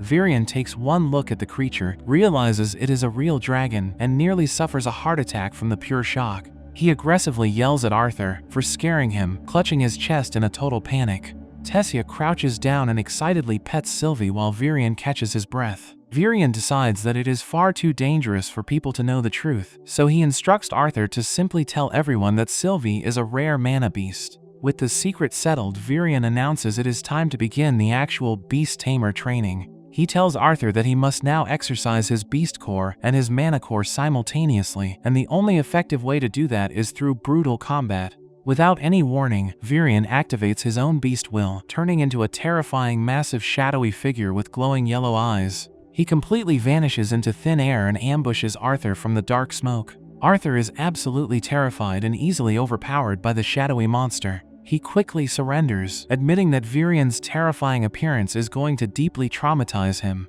Virion transforms back into his normal elf form and laughs. He explains that his Shadow Panther beast will grant him instinctive control over wind and completely neutralizes sound, making him an invisible assassin. He hands Arthur a wooden sword and officially begins the grueling sparring sessions. Over the next few weeks, Arthur pushes his body to the absolute limit. He fully masters his dragon beast will, and the intense pain in his chest completely disappears. His body becomes incredibly strong, allowing him to easily withstand the previously unbearable training. He eventually manages to hold his own against Virion's shadow form, fiercely striking back with powerful, glowing red sword attacks. During their free time, Arthur and Tessia act like normal children and play a tabletop board game in her room. Tessia heavily loses the game and bursts into tears out of pure frustration. Later, they head out into the bustling city to enjoy a vibrant outdoor festival decorated with colorful banners. While walking through the crowded stone streets, they accidentally bump into the arrogant blonde elf, Faerith. Faerith immediately gets angry and formally challenges Arthur to another duel, still deeply bitter about his humiliating defeat from years ago. He yells at Arthur for using unsporting tactics. Instead of fighting, Arthur simply grabs Faerith's hand, shakes it firmly, and warmly calls him Fei. The casual nickname completely embarrasses the noble elf in front of the entire crowd. Faerith tries to recover his dignity and proudly brags that he was chosen as a mandatory goodwill ambassador to attend the upcoming cultural exchange in Xyrus City. Hearing this, Tessia gets incredibly depressed because, as the princess, she is strictly forbidden from attending the exchange. Faerith playfully teases her, asking if they are worried their delicate princess will get lost again. Tessia completely loses her temper at being called delicate. She violently punches Faerith in the face, sending him and her pink hat flying high into the blue sky. Faerith crashes back down to the stone path, completely dazed and sporting a massive red mark on his head. The crowd rushes over to check on the unconscious noble. Arthur quickly pulls Tessia away from the scene and sharply scolds her for slugging one of her own subjects. Tessia gets completely defensive and cries out that it isn't fair. She yells that Arthur gets to go home to his family while she is stuck in the Elven Kingdom and cannot even join her peers at the cultural exchange. She aggressively accuses Arthur of sounding exactly like her strict father, angrily calls him an old man, and runs away in tears. Later that night, Tessia sits hunched on her bed in the dark, crying alone in her room. Arthur suddenly appears directly outside her open window, using his magic to gather a large swarm of glowing green fireflies to cheer her up. He gently invites her to sneak out into the woods with him, just like they used to do when they were younger. Tessia agrees, and they walk deep into the dark forest, surrounded by massive gnarled trees. They set up a small campfire in an open grassy field under a vast starry night sky. A terrifying tree monster with glowing pink eyes suddenly appears from the shadows to attack them, but they easily defeat it and sit back down by the fire. Arthur playfully asks if Tessia is still scared of ghosts, but she completely denies it, claiming she is just cold.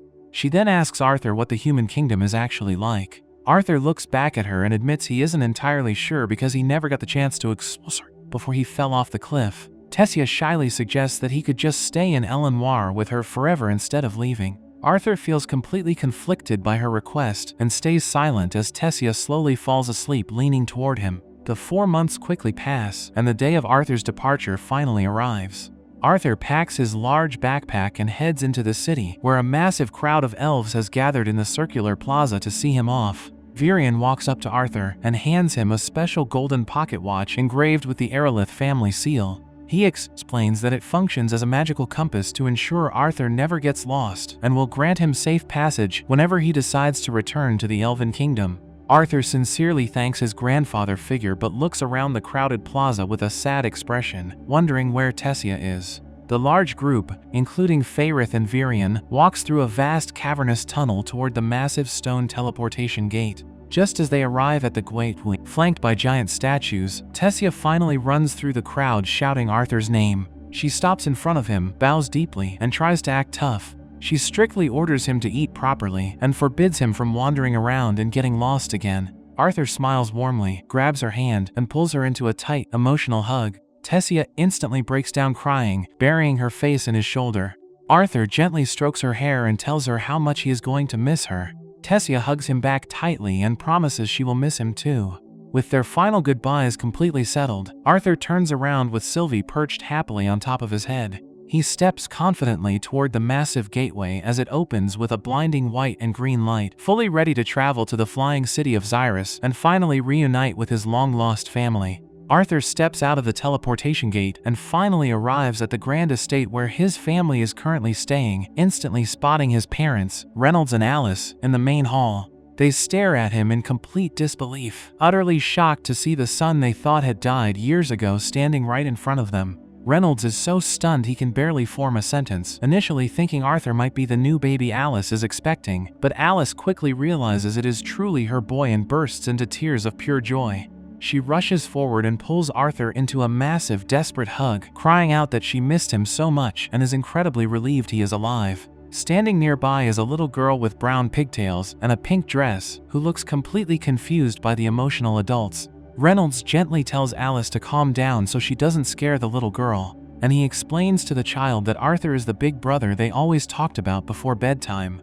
Arthur kneels down to formally introduce himself to his little sister Eleanor, and she is surprised but quickly warms up to him, especially when she notices the small black creature perched on his shoulder.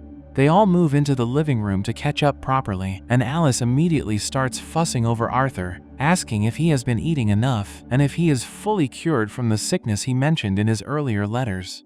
Arthur reassures his mother that he is perfectly fine and explains that his temporary illness was just a result of his mana core awakening too early and being highly unstable. He intentionally leaves out all the dangerous details about meeting the ancient dragon Sylvia and inheriting her powerful beast will, knowing that telling his parents the complete truth would just put them in unnecessary danger and cause them to worry.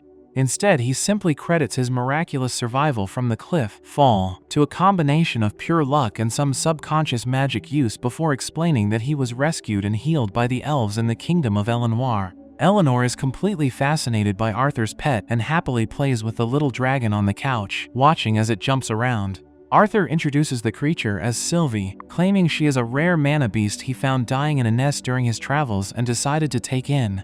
Reynolds and Alice accept the story easily, just grateful to have their son back safe and sound under their roof. Reynolds then playfully shifts the topic to Arthur's magical progression and proudly announces that he has been working as a security instructor for the Helstia auction house. He brags that his own mana core has recently reached the Deep Orange stage, which is a massive achievement for an augmenter like him. He explains the progression of mana cores, stating that the colors ascend from black to red, then orange, yellow, silver, and finally white, with each color having a deep, standard, and light phase. Reynolds fully expects his son to be highly impressed by his deep orange core, but Arthur casually reveals that his own mana core is already at the light red stage. Reynolds is absolutely crushed and shocked to hear that his 8-year-old son has already surpassed him in magical power. He gets so frustrated by the revelation that he accidentally curses loudly, which immediately earns him a harsh scolding from Alice for using bad language in front of Eleanor. Refusing to be outdone by a child, Reynolds decides he needs to see Arthur's actual combat strength for himself and eagerly challenges his son to a sparring match in the backyard. Before they can head outside, they are interrupted by the arrival of the estate's owners. Reynolds quickly introduces Arthur to his boss, Vincent Helstea, along with Vincent's wife Tabitha and their young daughter Lilia. Vincent is a wealthy auction house owner who generously took Reynolds and his family in after the disaster years ago. Lilia is a polite girl wearing a blue apron who instantly takes a liking to Sylvie and asks Arthur for permission to pet her. Vincent overhears the sparring challenge and becomes incredibly nervous. completely shocked that a grown man is about to fight an 8-year-old boy in a physical duel. He becomes even more bewildered when Alice casually confirms that Arthur is a magical prodigy who awakened his core at the age of 3 and has already reached the light red stage, a feat that even teenage geniuses at the best academies struggle to achieve. Everyone heads out to the massive grassy lawn behind the mansion to watch the fight unfold under the bright blue sky. Reynolds warns Arthur that he is not going to hold back and immediately lunges forward with incredible speed, throwing a flurry of rapid punches and kicks. Arthur easily dodges and blocks every single strike his father throws at him, moving with perfect precision. Reynolds is genuinely impressed by his son's reflexes and decides to take things to the next level by stepping back and engulfing his entire arm in intense yellow and orange fire magic. In this world, sorcerers are divided into 2 categories: conjurers and augmenters. Conjurers easily find their compatible elements among water, wind, fire, and earth, and they cast spells from a distance with relative ease. Augmenters, however, severely struggle to discover their elemental compatibility, but can use their mana to drastically enhance their physical bodies for close-range combat. Arthur realizes that his knowledge of Ki from his past life functions exactly like augmenter mana, giving him a massive advantage because Ki allows for full autonomy and control over one's internal energy. Arthur decides it is time to stop holding back and unleashes a massive burst of yellow and green magical aura that completely surrounds his body. The sheer force of his energy blows the onlookers away as Arthur charges at his father and delivers a devastating, glowing punch. The impact creates a massive explosion of golden light and fire on the lawn, sending Reynolds sliding violently backward across the grass. Arthur firmly plants his feet to stop his own momentum and reflects on how his rigorous physical training with his grandfather figure, Virion, helped him perfectly refine his fire magic. He remembers Virion, pushing him to go beyond just fire and learning advanced elemental magic, triggering a memory of himself standing in a forest completely surrounded by terrifying arcs of golden electrical energy. Back in the present, Arthur decides to show off even more of his power. He turns toward a nearby stone fountain and uses water elemental magic to instantly freeze the flowing water, creating a massive, towering pillar of jagged blue ice that shoots into the sky. Reynolds and the rest of the Helstia family are absolutely speechless as they watch the ice pillar form. Being a dual elementalist capable of using 2 different magical elements is incredibly rare, and seeing an 8-year-old flawlessly execute advanced fire and water magic back-to-back is entirely unheard of. Vincent is so blown away by Arthur's unbelievable display of power that he quickly pulls both families inside the mansion for a highly serious discussion. They sit down at a long wooden dining table in a grand hall, and Vincent excitedly suggests that Arthur absolutely needs to be enrolled at the prestigious Xyrus Academy. He notes that it is the most elite magic academy on the entire continent, and he knows the director of the school personally through his auction house connections. Vincent generously offers to completely cover Arthur's expensive tuition, viewing it as a highly valuable investment in the boy's limitless future. Alice is hesitant to accept such a massive financial favor, noting that Arthur is still only 8 years old and the school might not even accept someone so young.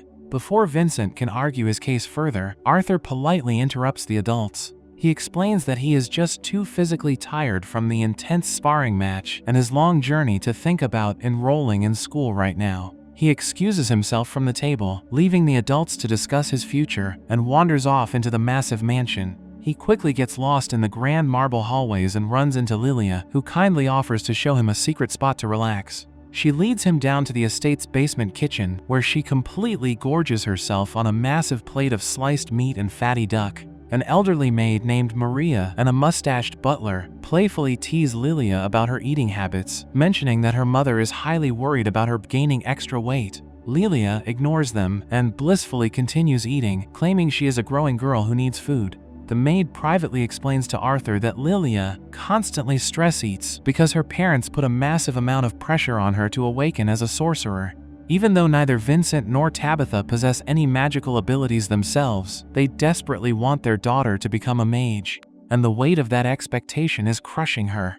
Arthur feels genuinely bad for Lilia and realizes that the expectations placed on children in this world can be incredibly heavy and unfair. Later that night, Arthur finally heads up to his new bedroom to get some much-needed sleep. Reynolds and Alice come into his room to tuck him in, sitting on the edge of his bed. They reassure him that no matter how physically strong or magically powerful he gets, he will always be their kind, smart little boy on the inside. Arthur is deeply touched by their comforting words and wishes them a good night as they leave the room. The next morning, Arthur wakes up feeling refreshed and walks down the grand white staircase of the mansion, only to be completely surprised by a group of familiar faces waiting for him in the lower hall. It is the Twin Horns, the exact adventuring party that was escorting his family when they were ambushed by bandits years ago. The blonde conjurer Angela Rose immediately grabs Arthur and suffocates him in a massive, bone-crushing hug, crying hysterically about how incredibly happy she is to see him alive. The giant magic caster Durden warmly notes how much Arthur has grown since he was a toddler, while the red-haired spear-wielding Adam cracks jokes about bringing back weird souvenirs from their recent travels across the continent. Helen, the elven archer, keeps her cool but is clearly relieved to see that the boys survived the fall. The most emotional reunion comes from the quiet rogue, Jasmine. She immediately drops to her knees, wraps her arms tightly around Arthur, and cries as she sincerely apologizes for failing to protect him on that cliff all those years ago. Arthur gently comforts her, assuring her that it was completely out of her control and that he is just genuinely happy they are all safely back together. The group eventually moves into the main living room to share lengthy stories of their recent travels, exploring new cities, and taking on dangerous jobs to make a living.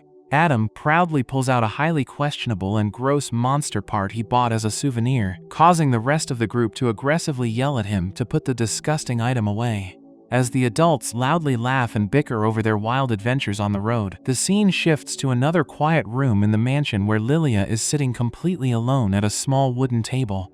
She fiercely clenches her fists on her lap and looks incredibly sad and deeply stressed, clearly still completely overwhelmed by the heavy, lingering expectations her parents have placed on her to magically awaken and become a powerful sorcerer just like Arthur. Arthur lies on the wooden floor of his bedroom, panting heavily with his eyes squeezed shut as he tries to maintain his magical energy. He can only hold the immense power for a few seconds before the strain becomes too much, leaving him completely exhausted and covered in sweat. He briefly wonders if pushing himself this hard is reckless and if he should pursue a different training method, but he quickly dismisses the thought. He resolves that he must master this overwhelming power so he can properly defend the people he loves, reminding himself that protecting his family is the entire reason he returned from the Elven Kingdom in the first place. His small black dragon companion, Sylvie, sits on the floor near his head and stares down at him. Arthur looks up at the creature and smiles tenderly, pulling the small dragon into a close embrace while expressing how happy he is to finally be back home. However, Sylvie quickly ruins the emotional moment by bluntly telling Arthur that he reeks. Prompted by his pet's harsh observation, Arthur takes Sylvie into the mansion's fancy brick-walled bathroom to wash her. He scrubs the squirming creature in a white clawfoot bathtub overflowing with pink bubbles, warning her not to stink up the incredibly wealthy estate. While washing the dragon, Arthur reflects on the sheer luxury of the Helstia mansion, noting that the family has clearly reaped massive benefits from running their highly successful auction house.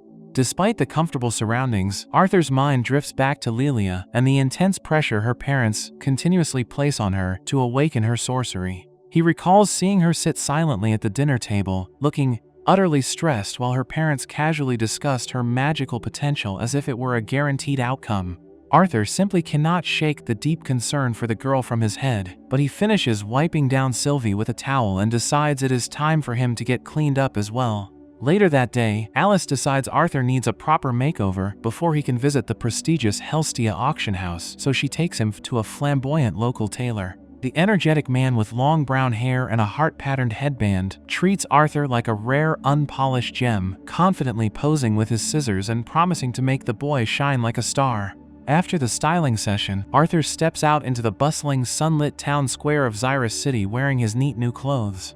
Alice, Tabitha, Eleanor, and Lilia are all waiting for him near the stone arches. The women compliment his perfect look, while little Eleanor excitedly asks her big brother to escort her around the city. Arthur happily agrees, holding his little sister's hand as they explore the cobblestone streets, lined with busy market stalls, hanging red banners, and grand stone buildings.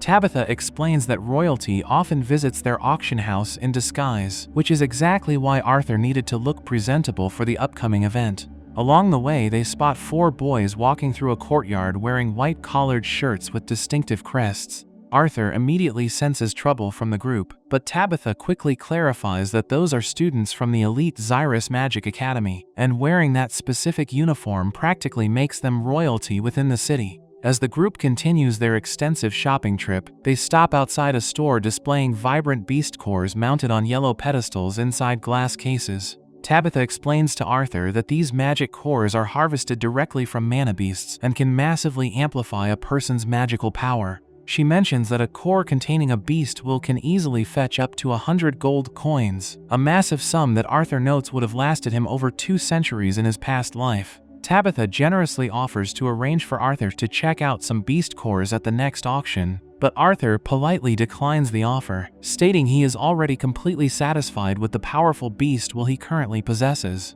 However, Lilia eagerly begs her mother to buy one of the cheaper beast cores from a nearby weapons store so she can try to awaken her latent magic. Tabitha sternly shuts the idea down immediately, insisting that a beast core is not a magical shortcut to awakening sorcery and flatly refusing to waste so much money on something so incredibly expensive for a child. Defeated and visibly upset, Lilia silently follows the group to an outdoor cafe.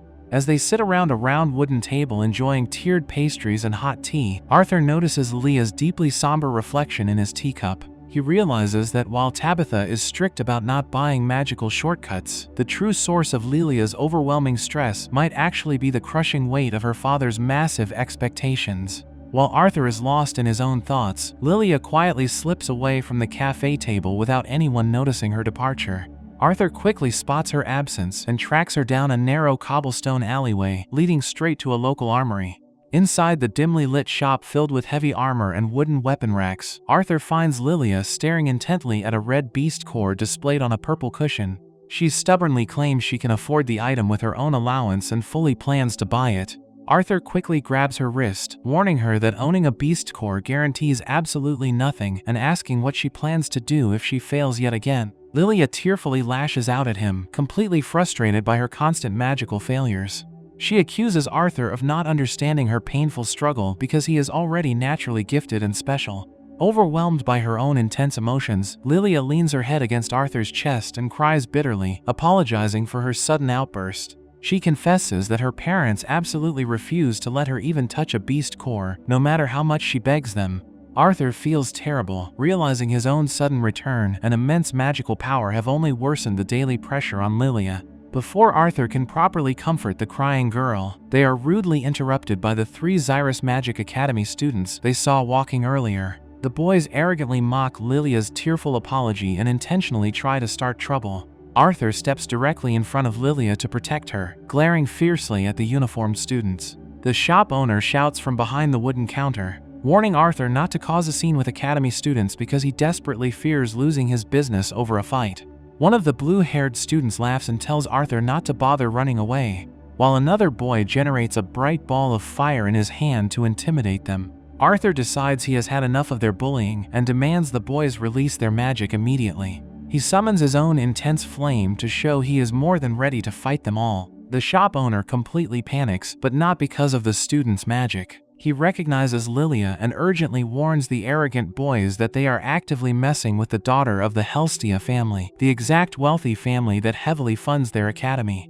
Realizing they are about to attack a major donor's daughter, the 3 bullies instantly lose their confidence. Sweating and cursing their terrible luck, they quickly back down and flee the armory, terrified that the school director will find out about their reckless behavior and expel them. The angry boy who initially started the fight throws one last desperate insult, accusing Lilia of trying to buy her way into the academy because she is too utterly useless to earn a spot on her own, before storming out the door. Later that evening, the group returns to the Helstia mansion. Vincent stands in the grand hallway, incredibly stressed and nervously clenching his fists after hearing about the physical confrontation with the academy students. He quickly reassures Arthur that the Helstia family's sizable financial donations will easily prevent the incident from ruining Arthur's chances of enrolling at the school. Arthur nervously replies that he has not even decided if he wants to attend the academy yet. Vincent dismisses the concern, insisting they have plenty of influence to handle any issues.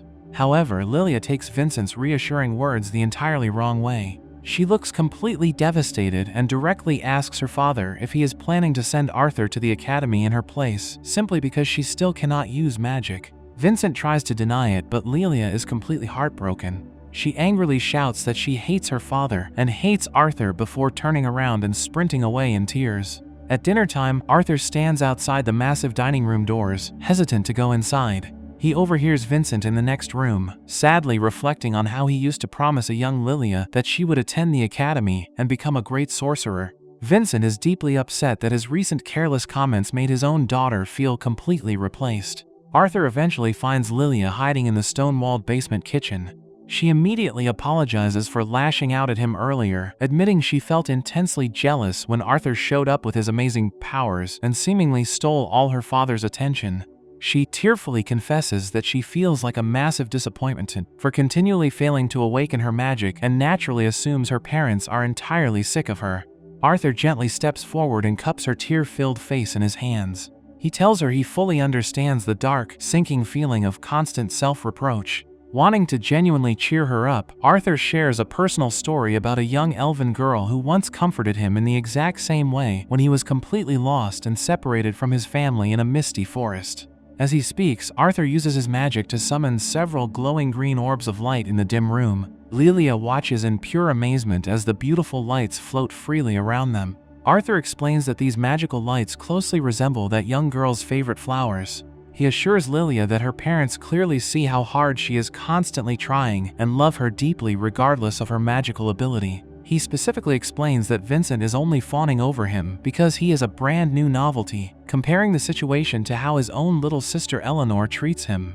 Lelia finally laughs at the comparison, covering her mouth, and admits that her father only desperately wants her to be a sorcerer so she can secure a happy future. She realizes she placed most of the crushing internal pressure directly on herself. Arthur notes that while Lelia might feel that way, Vincent's constant push for her academy enrollment forces highly unrealistic expectations on her from everyone around them. He asks Lelia if she truly wants to use magic for herself or just to blindly please her parents. Deciding to fix the core issue immediately, Arthur orchestrates a drastic and risky plan. He returns to the main living room where Vincent, Tabitha, Reynolds, and Alice are all gathered together.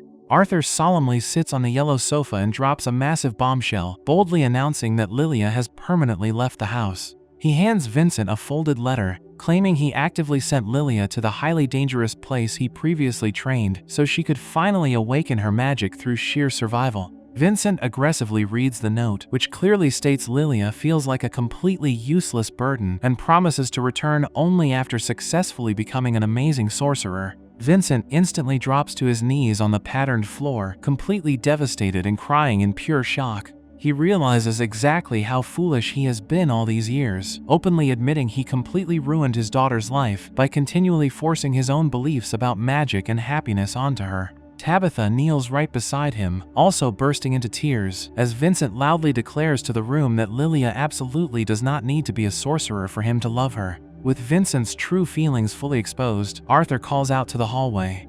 Lelia slowly steps out from behind the wooden door, revealing she never actually left the estate. Arthur quickly steps in front of her and deeply bows to his own parents, apologizing for testing Vincent and Tabitha with the horrific pain of losing a child, especially since he put his own parents through an incredibly similar nightmare years ago. Reynolds and Alice are entirely shocked by the extreme stunt but quickly accept his apology, understanding his good underlying intentions to fix the broken family dynamic. Vincent and Tabitha urgently rush forward, embracing Lelia tightly as they all cry together.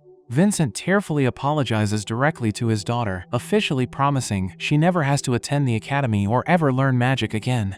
However, Lelia firmly states she still actively wants to go to the school. She proudly declares her ultimate dream is to learn magic, so she can eventually make other people happy, just like Arthur does. Seeing her genuine resolve, Arthur decides to intervene directly and properly help Lelia awaken her latent mana. He gathers everyone in a quiet room and has Lelia and little Eleanor kneel together on a floral rug.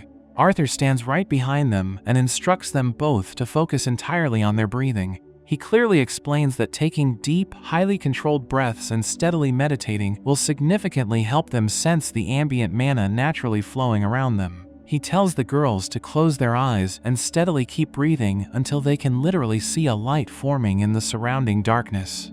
Lelia struggles at first, instantly losing the mental image whenever her breathing breaks, but Arthur patiently encourages her to simply keep trying. He warns them they might physically feel a slight heat but must actively maintain their deep focus. Suddenly, multiple glowing green orbs of pure mana materialize directly in the dark space around them. Vincent, Tabitha, Reynolds, Alice, and the household maids watch in absolute awe as the gentle green light illuminates the entire room.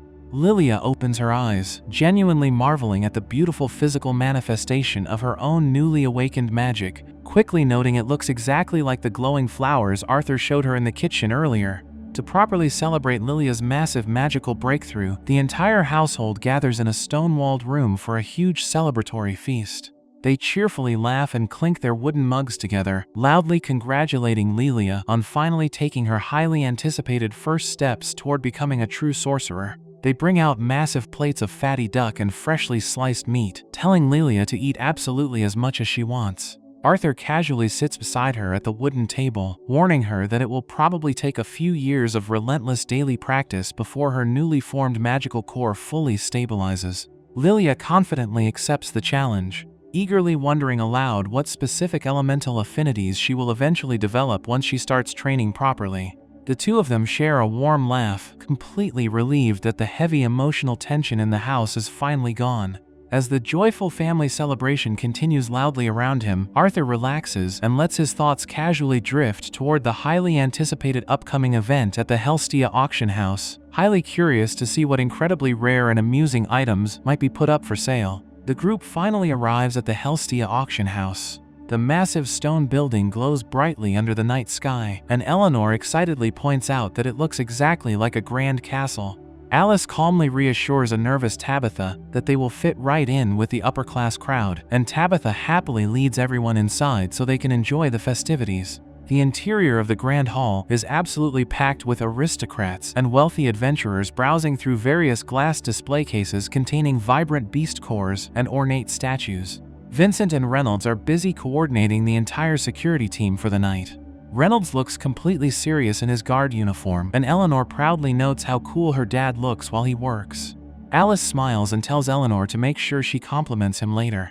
Vincent soon steps onto the main stage and officially begins the 10th anniversary auction by enthusiastically introducing the guests of honor.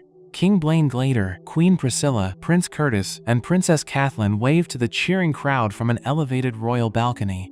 Arthur watches the king closely from the floor and remembers his own past life as a ruler, feeling a strong sense of nostalgia while observing the monarch's popularity. The very first item put up for bid is a specialized silver dagger displayed in a glass case. The auctioneer explains that channeling mana into the blade electrifies the tip, giving it a razor-sharp edge that can instantly paralyze enemies upon contact. The bidding starts at 50 gold pieces. Arthur carefully observes the weapon and makes a mental note about the technique of applying elemental enchantments to weapons, so he can try it himself later on. As the auction continues with other items like hollow stone masks, Arthur suddenly realizes Sylvie is no longer sitting with them. He checks with Alice, who mentions that Eleanor was carrying her just a minute ago, but both Eleanor and Lilia are now fast asleep on the wooden bench. Arthur decides to quietly slip away and look for his wandering pet. Meanwhile, the auctioneer presents a captured world lion cub trapped inside a metal cage. He explains that the yellow beast could easily reach a class power once fully grown. Prince Curtis immediately asks his father to buy the cub for him. King Blaine agrees and completely shuts down the impending bidding war by casually offering a massive sum of 1,000 gold pieces right off the bat. No one dares to outbid the king, so the auctioneer quickly congratulates him on the purchase. Blaine tells his son that the responsibility of raising the rare creature now falls entirely on him. Curtis promises to do his absolute best, and Queen Priscilla playfully asks if this means he will finally stop skipping his daily lessons. Back in the hallways, Arthur searches past the decorative bushes and display carts until he finally spots Sylvie. However, she is currently being examined by Sebastian, an older gray-haired man acting as the royal conjurer and bodyguard. Sebastian kneels on the red carpet and admires the tiny dragon, completely unaware of her true nature. Arthur steps forward and politely asks the man to return his partner. Sebastian assumes Sylvie is just an unlisted auction item and arrogantly declares that he has finally found a mana beast worthy of his immense abilities. He demands that Arthur leave the creature behind. Arthur flatly refuses and tells Sylvie not to wander off again. Frustrated by the sudden rejection, Sebastian insists that his status as a royal conjurer means he is the only one who can draw out the beast's full potential. He orders the boy to hand her over immediately and act grateful for the opportunity. Arthur completely ignores the demand and tries to walk away. This disrespect deeply angers Sebastian, who aggressively points his golden staff and unleashes a massive stream of fire directly at Arthur. The intense flames completely dissipate around Arthur without leaving a single scratch on his uniform. Sebastian then tries to use his royal authority to intimidate the boy, claiming that taking the beast is ultimately for the good of the country and its future. Arthur remains completely unfazed by the patriotic excuse, so Sebastian resorts to threatening Arthur's entire family, warning that they will be held entirely responsible for his blatant defiance. This specific threat pushes Arthur straight over the edge. His eyes glow with intense blue energy, and a terrifying aura of bloodlust erupts from his body. The overwhelming pressure instantly shatters the grand stained glass windows and fills the entire auction house with a suffocating red energy. Inside the main hall, King Blaine and his royal guards are instantly brought to their knees by the sheer weight of the killing intent. Vincent is pinned to the floor in agony, and Alice desperately shields the crying girls from the crushing pressure. Realizing his intense emotions just hurt the very people he wanted to protect, Arthur instantly retracts his dark aura. He finds Sylvie terrified by his sudden outburst and quickly apologizes for scaring her. Not long after the incident, King Blaine summons Reynolds to a private meeting in the main hall. The king is furious that the security team completely failed to catch the incredibly powerful intruder who caused the massive magical disruption. Reynolds kneels on the carpet and takes full responsibility for the security failure. The king states that this massive breach requires strict disciplinary action. However, Sebastian steps in and completely manipulates the situation to his advantage. He suggests that the king show mercy to Reynolds in exchange for a simple reward. Sebastian claims he has taken a strong interest in Arthur's pet and asks the king to seize it for him. King Blaine turns to Arthur and officially requests the beast, suggesting that having such a powerful conjurer as a partner would have prevented the security breach in the first place. Arthur formally apologizes but flatly refuses the king's request, stating he can never find a replacement for Sylvie. The royal guards are completely outraged by Arthur's blatant lack of respect, but King Blaine stops them from attacking. Refusing to take no for an answer, the king offers to directly trade the newly purchased world lion cub for the small black creature. He argues that reptilian beasts take far too long to mature and are generally much weaker than predators anyway. Arthur rejects the king a second time, making it absolutely clear that he will never sell or give Sylvie away to anyone. King Blaine feels his pride taking a massive hit after being casually rejected twice by a mere child. He demands the pet one final time. In response, Arthur asks the king a hypothetical question, wondering exactly how much gold it would take for the king to willingly sell his own children. The sheer disrespect of the question leaves the king entirely speechless and insulted. Sebastian uses the opportunity to order the royal guards to execute the arrogant boy for publicly humiliating the crown. Two armored knights charge right at Arthur with a spear and a sword. In a blinding flash of yellow energy, Arthur effortlessly strikes down both knights, leaving them unconscious on the patterned floor. Sebastian completely panics and calls the guards useless for failing to kill a child. Driven by his obsessive greed for the beast, he raises his golden staff and unleashes an even larger torrent of fire at Arthur. Realizing ordinary magic is useless here, Arthur taps directly into his advanced beast will.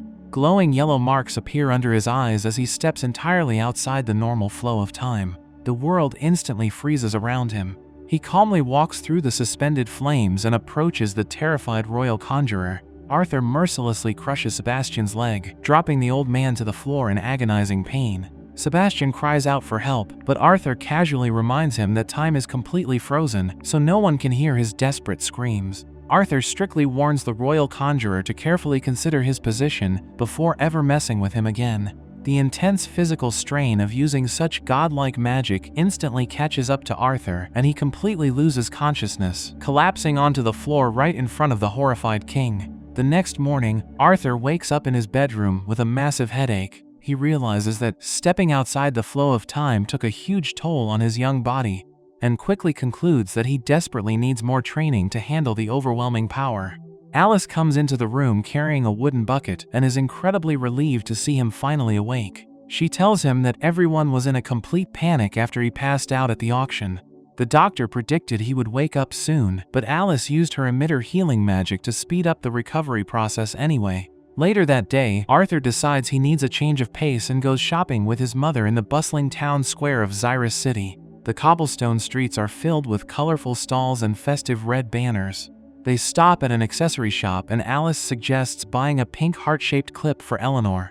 Arthur worries about spending too much money, especially since Reynolds might lose his security job over the auction house incident. Alice confidently brushes off the concern, revealing that she actually has a highly successful job of her own. She explains that her specialized healing products are incredibly popular with the local nobles and bring in plenty of money. She notes that Tabitha helped her set up the business connections, meaning the family is totally financially secure regardless of what happens to Reynolds. Back at the Helstia mansion, Vincent, Reynolds, and Arthur sit down for a formal meeting with a royal representative wearing a maroon suit. The representative formally apologizes on behalf of King Blaine for the entire violent ordeal. He places a heavy red bag of gold coins on the coffee table, calling it a genuine show of good faith to make up for the incident. The man explains that the 2 guards who attacked Arthur have been permanently fired from their positions. Reynolds is completely shocked that the men who actively tried to murder a child merely lost their jobs, but Arthur tells his father to just let it go. Arthur then asks what happened to Sebastian. The royal representative claims Sebastian was completely relieved of his duties and sent away for medical treatment. He explains that the official royal story is that the 2 guards' spells magically bounced back and accidentally shattered Sebastian's leg. The king absolutely refuses to admit that a small boy single-handedly defeated his elite royal conjurer, so they completely fabricated the story to heavily save face. The representative also gives Arthur a stern warning, advising him to learn some proper manners because not everyone in the world is as forgiving as King Blaine. Arthur accepts the apology and the gold, deciding to just play the part of the humble victim for now. Reynolds points out that Arthur was the one almost killed, but Arthur notes that the money will definitely come in handy for his future plans. He is also quietly satisfied with how badly he injured the arrogant conjurer. That night, Arthur sits alone in his dark bedroom and deeply reflects on the entire situation. He realizes that despite his immense magical talent, he is still severely limited by his childlike body. Defying the overwhelming power of whole nations requires a level of raw strength he simply does not have yet. He vows to find a way to significantly increase his physical and magical limits, so he never has to feel this completely helpless again. The following day, Arthur travels to a lush green forest just outside the city. He runs along a dirt path with Sylvie resting on his shoulder. He tracks a large bird flying across the clear blue sky until he reaches a quiet clearing. An elderly woman wearing a purple cloak and a pointed black witch's hat stands waiting for him among the trees. She greets Arthur directly by his name and calmly tells him she has been waiting for his arrival. Arthur stands in an open field near Xyrus Academy, facing the elderly woman in the purple cloak. She introduces herself as Director Goodsky, the leader of the prestigious institution known for producing the kingdom's top scholars, royal guards, and military officers. Goodsky explains that she wants to see if Vincent was exaggerating about Arthur's magical abilities. Arthur knows she possesses incredible power and authority, so he decides to show off to prove his worth. He starts by casting a powerful wind spell, creating a swirling vortex of green magic and hurling large rocks at her. Goodsky casually suspends the rocks in mid-air with her own magic. Arthur admits his wind firepower is weak compared to his fire and water skills. He immediately unleashes a massive barrage of orange flames and sharp golden energy shards. The two engage in an intense magical duel, filling the area with smoke and debris. Goodsky completely deflects the attack with a glowing green seal and counters with a massive wall of wind that sends Arthur flying across the grassy field. He crashes hard but tries to push himself back up. Goodsky is highly impressed by his combat skills, but warns him not to lose consciousness. She conjures 2 spheres of teal energy and unleashes a massive shockwave. Arthur clutches his head in agony and realizes she is using sound magic, a very rare and unique element. Goodsky stops the attack and tells him he passes the test. She offers to teach him personally because of his wind magic, but she also notes that he can use earth magic and suspects he has even more hidden talents. Arthur admits he can use water magic too. Realizing she sees right through his act, he drops the pretense and bluntly negotiates. He tells her he needs her influence and authority to protect his family. In return, he promises to enroll at Xyrus Academy in 3 years when he reaches the normal age for students, and vows to revere her as his master. Goodsky finds his blunt negotiation hilarious, noting that not even the Sapin royal family treats her this way. She asks why he wants to wait 3 years instead of getting stronger right now. Arthur explains he wants to live life to the fullest and explore the world as an adventurer first. Goodsky accepts the deal but tells him they will only finalize it once he convinces his family to let him go. Arthur returns home and uses Vincent as an intermediary to tell Reynolds and Alice about his powers and his plan to become an adventurer. Alice completely flips out and absolutely refuses to let him do something so dangerous right after they got him back. Arthur regrets not telling them the news himself. Eleanor begs him not to leave, and Alice insists he is far too young for a journey. Reynolds tries to calm Alice down, suggesting they at least hear the boy out, but Alice thinks he is crazy for even considering it. Arthur promises that it won't be a permanent journey, and that he will return home every few months or even more frequently. He assures Eleanor he isn't leaving right away. Arthur explains that he wants to see the continent and experience the same adventuring thrill his parents did, noting that staying home just to train would be incredibly dull. In reality, he knows he needs real combat experience to protect them, but he keeps his true motives hidden so they won't worry. Alice demands no more secrets from him. Reynolds then proposes a compromise, suggesting Arthur can go if he travels with a chaperone they completely trust. They hold a meeting with their old adventuring party, the Twin Horns, gathering around a table full of food and drinks. Reynolds asks if anyone wants to chaperone his son. Adam immediately rejects the idea, stating that babysitting isn't his thing, and joking that Arthur would probably murder him in his sleep anyway. Angela and Helen agree with Adam, teasing Arthur for being a bit rude and unpleasant at times. Arthur defends himself, claiming he isn't that bad. Durden points out that watching Arthur grow up would actually be a great experience for them. Jasmine suddenly raises her hand and volunteers for the job. Everyone is shocked since she usually prefers working completely alone, even more than Adam does. Jasmine simply states she is doing it for Arthur's sake. Reynolds realizes Jasmine is the perfect fit, since she is an augmenter with wind magic who recently reached the light orange core stage. Her combat skills are exactly what Arthur needs. Durden agrees, noting his own large-scale spells are better for protecting groups. Arthur thanks the Twin Horns for their help, and he and Jasmine share a warm smile, finalizing the arrangement. With his chaperone decided, Arthur spends his days preparing for the journey. One evening, Lilia surprises everyone by successfully meditating and drawing in mana without Arthur's help. Eleanor complains that it isn't fair that she can't do it yet. Alice and Reynolds explain that Eleanor will likely awaken her core when she turns 7 or 8, assuming she works hard. Arthur secretly hopes Eleanor doesn't awaken too young, fearing it would draw unwanted attention to their family. Later, Arthur asks Reynolds if he can visit the Helstia auction house to pick out a sword for his upcoming Adventurers Guild exam. Reynolds agrees and takes him to the massive storage vault. Vincent tells Arthur to look around and pick whatever he needs. Arthur browses the vast collection of steel swords, daggers, and polearms. He struggles to find anything suitable because the standard weapons are designed for large adult augmenters, making them far too heavy and unbalanced for his small child body. As he searches past wooden crates and a large black cannon, he spots a long, heavy black staff resting on the floor. When he picks it up, he realizes the weight distribution is wrong for a staff and feels much more like a sword. Wondering if it requires elemental magic, Arthur channels his mana into it. The black exterior shatters, revealing a beautiful glowing cyan energy blade. Arthur is stunned by the weapon. He decides to test its cutting power and swings the blade downward, effortlessly slicing a massive wooden barrel entirely in half. The blade then reveals a glowing inscription reading Dawn's Ballad W.K.I.V. Arthur wonders who the craftsman could be. Suddenly, the sword magically adjusts its weight, balance, and grip length to perfectly match his small body. Arthur realizes this is incredibly rare. In his past life, he wielded many incredible swords, but weapons usually required the owner to infuse them with mana over a long period to adapt. This sword adjusted instantly, making it the perfect fit. Just then, Reynolds and Vincent walk in to tell him Alice is making dinner. Arthur quickly hides the glowing blade inside a dark scabbard and tells Vincent he wants to keep it. Reynolds notes the sword seems a bit off balance, but Vincent doesn't mind giving it away. He asks Jameson to check the inventory, and Jameson remembers an angry old man dumping the item at the auction house, shouting that no one was fit to use it. Multiple appraisers examined it and concluded it was just a sturdy, useless stick. Since it was just gathering dust in the inventory, Vincent happily tells Arthur to take it for free. Arthur is thrilled by the lucky find, completely tricking the adults, and secures Dawn's Ballad to his waist. For the next few years, Arthur enjoys his peaceful everyday life with his family and the Helstius while constantly preparing for his departure. He makes checklists, spars with Reynolds using wooden swords in the garden, and practices his swordsmanship in his bedroom. 9 full years have passed since he reincarnated into this world.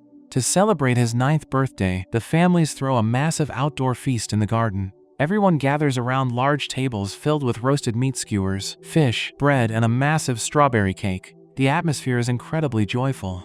King Blaine's previous compensation gold provides plenty of financial security, allowing the families to relax. Alice's healing product business is also highly successful, meaning they don't have to worry about money. After the feast, everyone moves inside the mansion's living room to open presents. Alice gives Arthur a specialized black gauntlet featuring silver plating and 3 green gemstones. She explains that she personally enchanted the gems with her emitter healing magic, giving Arthur a reliable medical tool for his dangerous travels.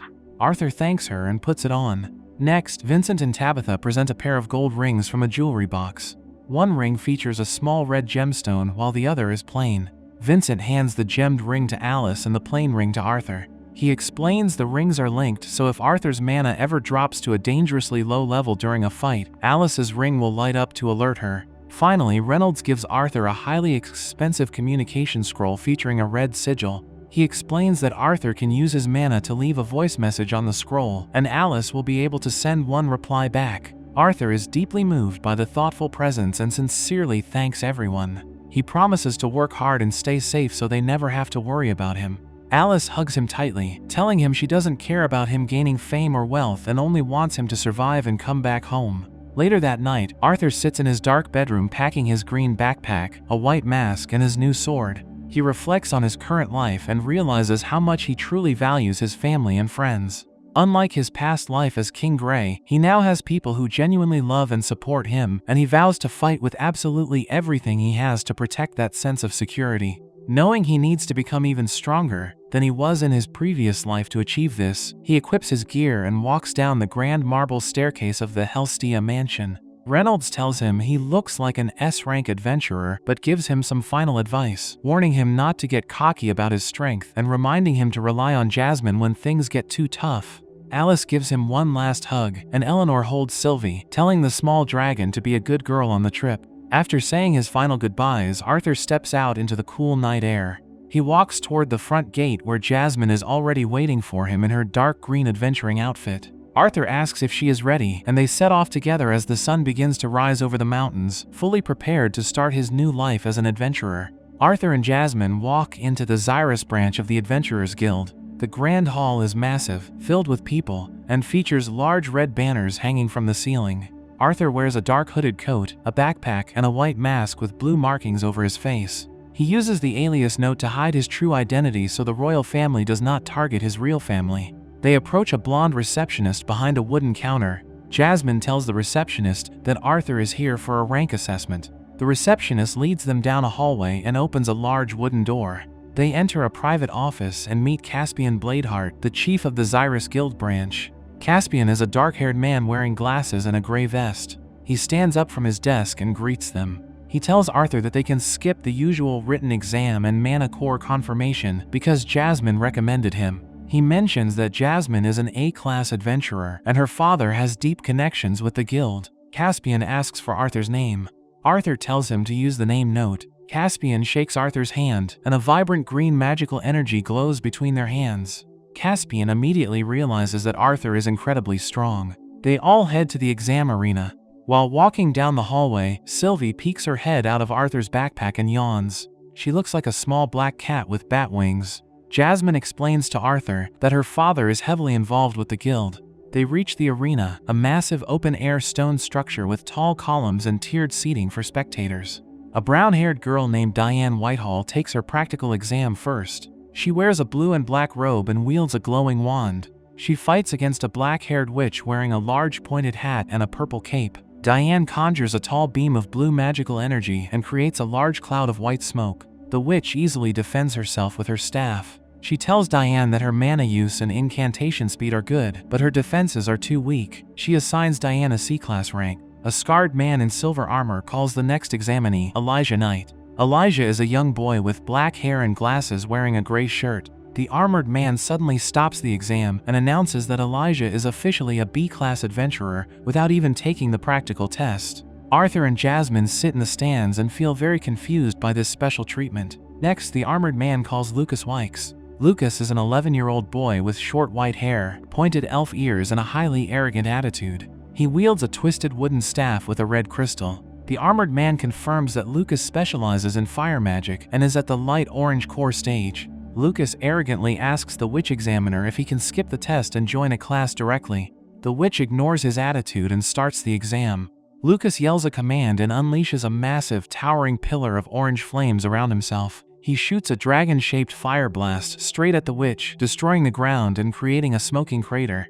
The witch defends herself by conjuring a large green magical shield with her staff. Lucas leaps high into the air, bounces off a rock, and slams his staff into the ground, causing a massive fiery explosion that rains embers over the entire arena. He sits on the ground thinking he won. The witch praises his mana capacity and advanced fire spells, but she points out a flaw. Lucas gets angry and tries to launch a massive blast of fire at her while sitting down, even though the exam is already over. The witch easily blocks it and summons a giant stone hand from the ground. The stone hand grabs Lucas and lifts him into the air. The armored man yells at Lucas, stating that sneaking an attack after the exam ends is completely unacceptable. The witch tells Lucas his lack of control is his greatest weakness and assigns him a B-class rank. Lucas throws a massive tantrum, screaming that the exam does not count and threatening to tell his father about this. Arthur gets called next. Jasmine wishes him luck. Arthur steps onto the arena floor, and a surging dark purple aura envelops his body. The armored man checks his clipboard and gets confused because there is absolutely no information in Arthur's file. Suddenly, Caspian steps in and tells the guard to step aside because he will handle this examining himself. The armored guard argues that it is unheard of for an AA-class sorcerer and guild chief to administer an exam personally. Caspian ignores him and draws his golden-hilted sword.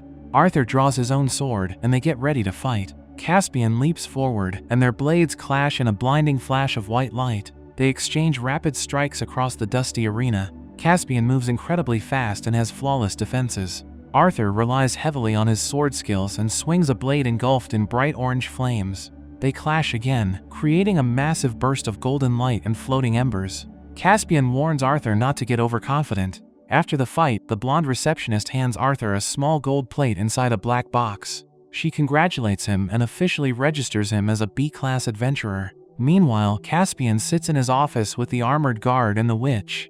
The guard complains that promoting 3 children to B-class in a single day is completely unheard of. Caspian reminds them that the Kingdom of Sapin recently lifted the ban on elf and dwarf adventurers. He explains that Lucas is a half-elf from the Wykes family, a group known for their questionable methods of producing powerful sorcerer children.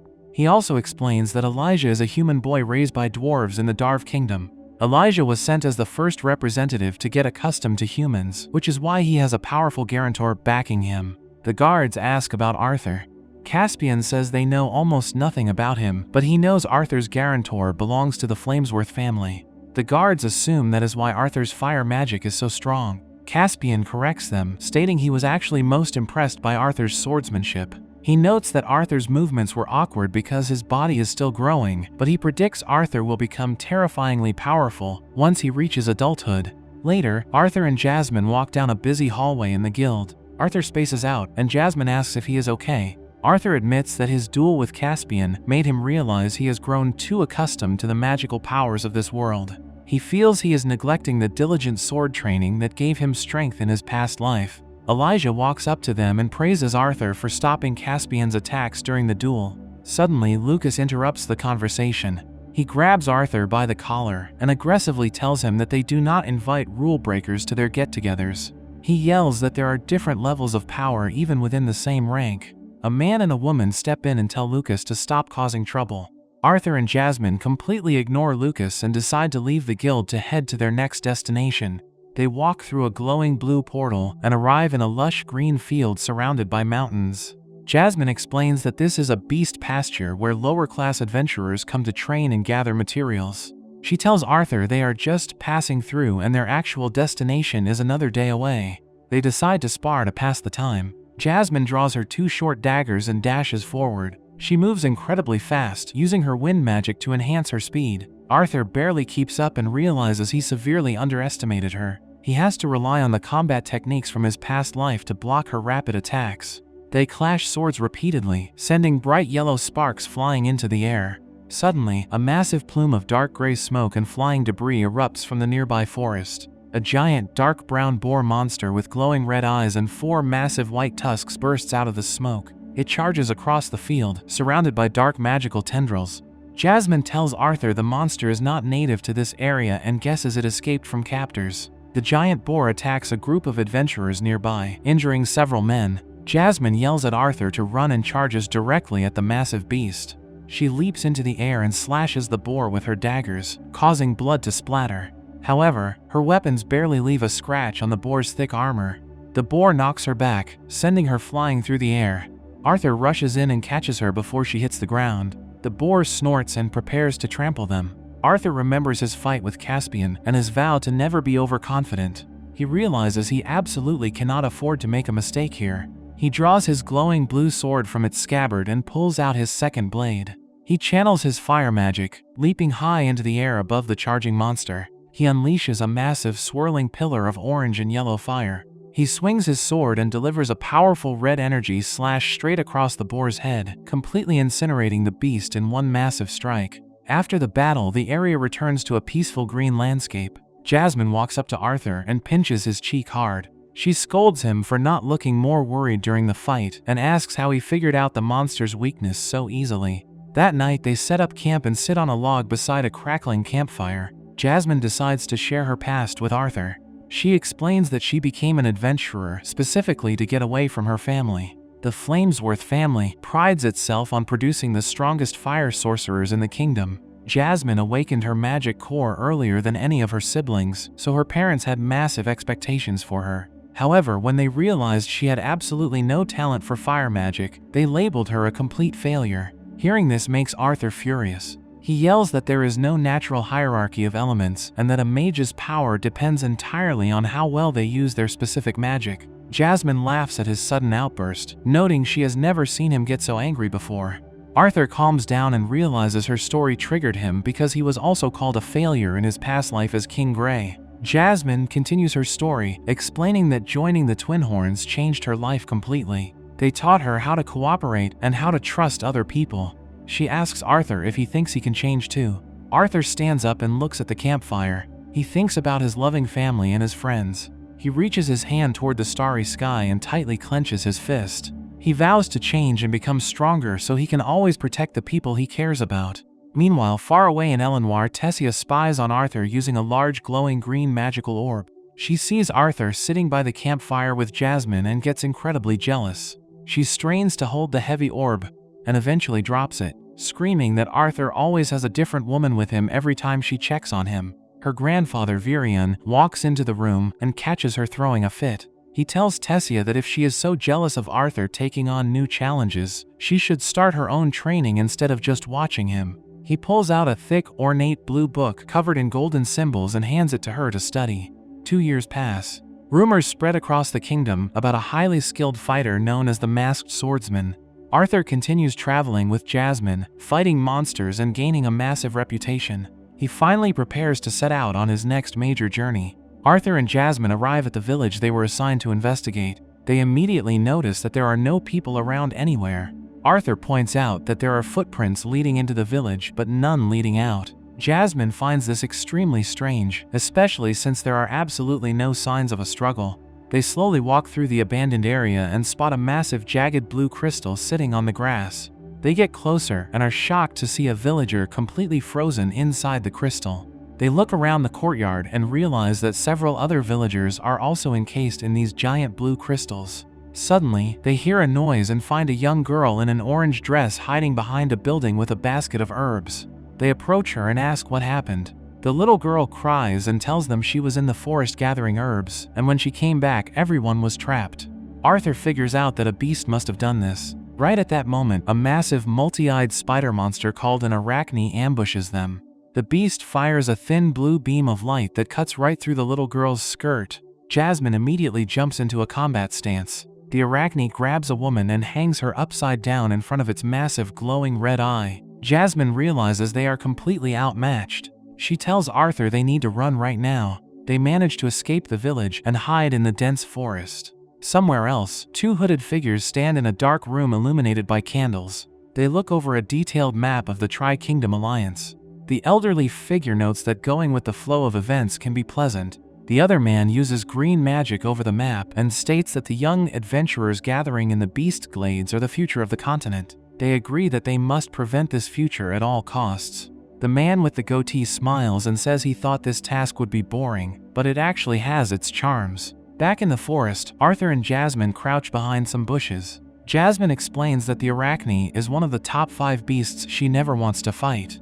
Arthur asks if she has ever fought one before. Jasmine admits she fought them 5 times but only managed to kill one, and it took her entire former adventuring party to pull it off. She mentions that Arthur's parents, Reynolds and Alice, were crucial in that fight. She explains that Alice's healing powers were the only thing that could break the Arachne's curse. The only other way to break the curse is to kill the beast itself. Jasmine warns Arthur that Arachne have incredibly high magic resistance, so most spells are completely useless against them. On top of that, their shells are so tough that normal swords just bounce right off. Arthur realizes they have no way to defeat the monster. Jasmine notes that Arachne hate daylight and usually stay hidden deep inside dungeons, so it is strange to see one out here. She tells Arthur that she has taught him everything he needs to survive, so she asks him what their next move should be.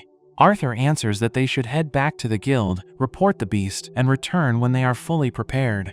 Jasmine agrees with his plan. However, before they can leave, the massive Arachne creeps up behind them. They leap away from the bushes just as the monster attacks. Arthur falls backward through a purple magical portal. The Arachne traps Jasmine inside a massive block of jagged blue ice. Jasmine yells at Arthur to run away and save himself. Arthur refuses to leave her behind. He stares at the giant spider monster and grabs his swords. He remembers his past life as King Grey. He recalls being the strongest king in a world filled with advanced technology and powerful magic. He remembers slaughtering countless soldiers in a grand hall with just a single swing of his blade. He realizes that in this new life, swords alone will not be enough to win. He decides to combine his blade skills with his fire magic. The Arachne fires a massive blast of white energy from its mouth. Arthur jumps through the air and slices the energy blast in half with his 2 swords. He lands on the monster's back and strikes it with his blazing swords, but his attacks barely leave a scratch. He remembers Jasmine warning him about the beast's magic resistance. He tries using earth magic instead. He summons massive jagged rocks from the ground to impale the Arachne. The rocks shatter harmlessly against the monster's tough shell. Arthur realizes that attacking from the outside is completely pointless. He comes up with a desperate plan. He charges at the Arachne and dodges its massive legs. He jumps onto its back again and jams his sword deep into a small crack in its armor. He then unleashes a massive surge of raw magic directly inside the monster's body. The internal magic blast causes the Arachne to explode in a blinding flash of yellow lightning. The beast shatters into countless glowing pieces.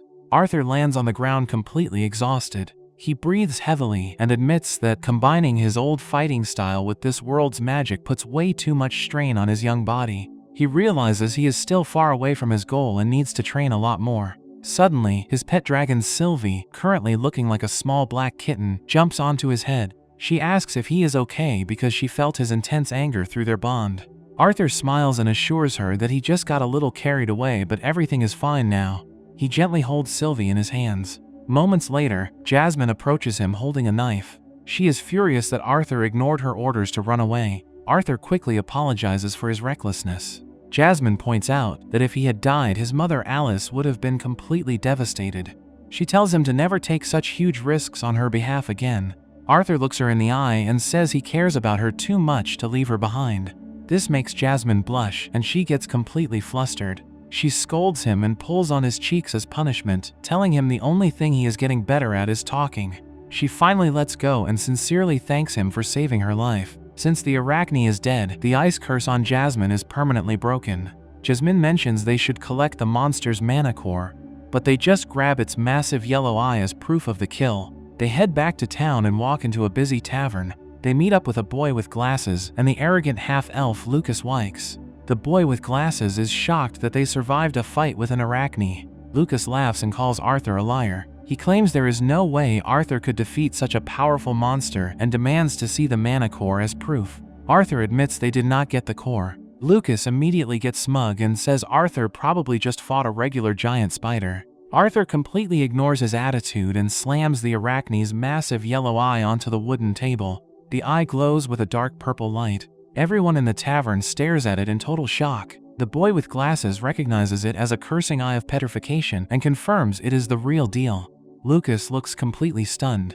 However, he quickly regains his arrogant attitude. He claims that even a beast like that would be no match for his own fire magic. Arthur sarcastically tells Lucas that he will be sure to call him for help next time.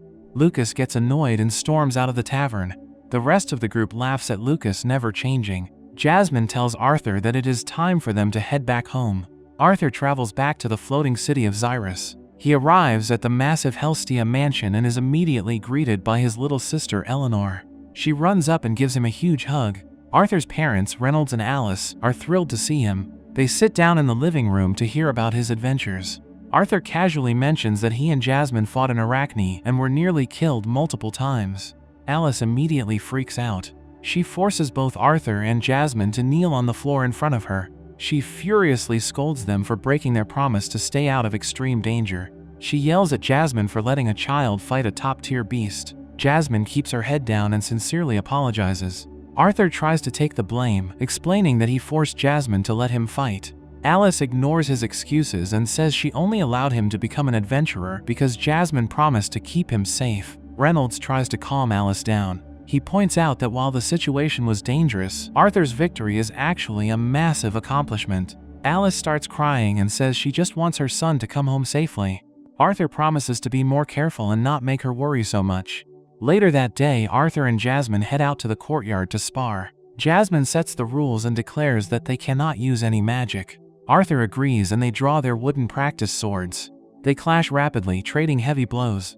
Arthur realizes that he needs to sharpen his basic sword skills. During the intense spar, he reflects on his past life. He realizes that what he lacked back then is exactly what he wants to protect now. He wants the power to keep his loved ones safe. He vows to get stronger so he never has to experience loss again. The spar ends and Arthur thanks Jasmine for the match. He looks up at the sky and suddenly remembers his childhood friend Tessia. He wonders what the elf princess is up to these days. Far away in the Elven Kingdom, Tessia stands on top of a massive boulder wedged between two jagged cliffs. She is covered in dirt and surrounded by a thick cloud of dust. She screams in total frustration because nobody warned her that her training was going to be this brutal. A grim history reveals that humans are terrifying creatures who take lives, steal wealth, and strip elves of their dignity. An elf-like man valiantly fights armored soldiers but is quickly overwhelmed and struck down by a dark energy slash. Following his defeat, frightened elf women and children are captured, and a young elf girl sits huddled with a boy in a dark storage wagon, blindfolded and terrified. This dark past sets the stage for the current lingering tensions. In a bustling wooden tavern, Tessia, an elf princess, sits with her friends Vio and Faerith to plan their next move. Tessia examines a scroll and decides their next quest is going wild boar hunting in human territory. Vio and Faerith feel like Tessia's grandfather, Virion, is treating them like simple handymen rather than respecting their status, and they remind Tessia that they must represent the proud Elenoir kingdom properly. Tessia tries to argue, but Vio quickly covers her mouth to quiet her down. They decide to leave, but as they stand up, Tessia accidentally kicks a bald human man in the crotch. The man shouts in pain and another angry human throws a wooden mug full of beer straight at Tessia. She quickly conjures a glowing green magical shield to block it. A muscular man grabs Tessia by the shoulders, but she effortlessly flips him face down onto the table, sticking her tongue out playfully. The entire tavern immediately erupts into a violent brawl. To escape, Faerith conjures a massive swirling barrier of water magic that washes the angry men away, allowing the three elves to run out of the tavern and jog through the mountainous landscape. Vio complains that they are constantly being attacked by humans, and Faerith suggests they shouldn't waste their time fighting everyone. Tessia confidently declares that she makes it a point to face any challenger to prove her strength. Vio cheers for her, though Faerith thinks her attitude is completely ridiculous. The group boards a wooden carriage pulled by large wolf-like creatures and travels down a dirt path toward the mountains. Inside the carriage, Faerith explains that the relationships between elves, humans, and dwarves are completely frayed from a long history of violent conflict. He notes that while the recent Three Kingdom Treaty brought a formal end to the war, the treaty only exists between the kingdom's leaders. The regular citizens still harbor deep hatred. Suddenly, the carriage is ambushed by a large group of armed men on horseback. Faerith, Vio, and Tessia step out of the carriage to confront the attackers under the starry night sky. The bandits believe that elves fetch a high price as slaves and attack them without hesitation. Vio shouts with a determined expression and extends her hand, while Tessia unleashes a massive burst of vibrant green magical energy that sweeps across the field, instantly engulfing and incapacitating all the bandits. Somewhere else, a hooded figure stands in a dark stone room, observing a glowing map that tracks the magical energy burst from Tessia's attack. The elves continue their journey on foot, and Vio notes that they are getting attacked far too often. Tessia refuses to give up on trying to help the humans and improve relations. Later, they are suddenly attacked by a large wolf, but they quickly deal with it. The group debates whether they should hide their pointed ears, but they decide it would be useless since humans would see right through the disguise anyway. They soon encounter an older human man lying on the ground near a large archway. When they offer to help him, he angrily tells them to leave, shouting that he does not need any help from elves. Tessia is surprised by his hostility, but accepts that humans simply hate them. Meanwhile, in another dimly lit tavern, a white-haired elf-like boy named Lucas Wykes speaks with a brown-haired boy named Elijah. Lucas explains that his family, the Wykes, is a powerful force in the Sapin Kingdom, and they are so ambitious that they are willing to welcome elves into their bloodline to produce the most powerful mages possible, completely ignoring the racial conflict. Nearby, Arthur, currently wearing a white mask and a dark hooded jacket under the alias Note, overhears the entire conversation. Lucas shows off his bright fire magic and confidently declares that it is his duty to become the greatest mage on the entire continent. Elijah watches him with clear concern and anxiety. Arthur simply wishes Lucas good luck in a dismissive tone and walks away. Lucas is confused and deeply offended by Arthur's attitude. Arthur meets up with Jasmine, who asks if he has their next quest ready. Arthur confirms that they have a long journey ahead of them, and Jasmine thinks it sounds like a lot of fun. Back with Tessia's group, they arrive in a sunny human town and try to ask the local women and men about the wild boar mana beasts that have been causing trouble. The humans are incredibly rude, telling them to shut up, get out of the way, or completely ignoring them. Tessia tries shouting directly into an old man's ear, but he just ignores her completely. Vio comforts an exhausted Tessia, pointing out that elves would react the exact same way if humans entered their country. Suddenly, a brown acorn hits Tessia right on the forehead. She angrily turns around and finds a young human boy and girl hiding nearby. The children ask if elves are weak since a simple acorn hurt her, which makes Tessia frantically claim that she simply had her guard down. The children then inform the elves that the giant boar has been coming from the east. Tessia sincerely thanks them for the information. The young boy asks if she is going to get rid of the monster, and Tessia confidently promises to handle it and protect them. Unbeknownst to them, two hooded figures watch the interaction from a dark alley. One of the figures notes that killing the Elenoir princess will cause massive, irreparable damage to the Three Kingdom Treaty. They reveal that they have prepared a special, highly dangerous beast just for her. Tessia, Vio, and Faerith travel to a vast rocky desert canyon to find the beast. Suddenly, massive brown rocks rain down from the sky, causing huge explosions all around them. When the dust finally settles, a gigantic dark gray boar monster with glowing red eyes and enormous curved tusks appears. The elves are shocked by its massive size, and the boar immediately roars and charges at them, kicking up huge clouds of dust. Tessia conjures a glowing green ball of magical energy and unleashes a barrage of crescent-shaped projectiles at the beast, while Faerith channels a massive swirling blast of blue water magic. Their combined attacks create a brilliant yellow explosion right against the boar's side. Vio and Tessia celebrate their apparent victory, but Faerith quickly realizes the attack did absolutely nothing. The boar's red eyes glow menacingly through the smoke, and it aggressively charges right at Faerith. Faerith quickly dodges and slides across the rocky ground to safety. Vio takes to the sky, flying high above the canyon, but the boar summons large brown shards from the ground that shoot upwards, like heat-seeking missiles.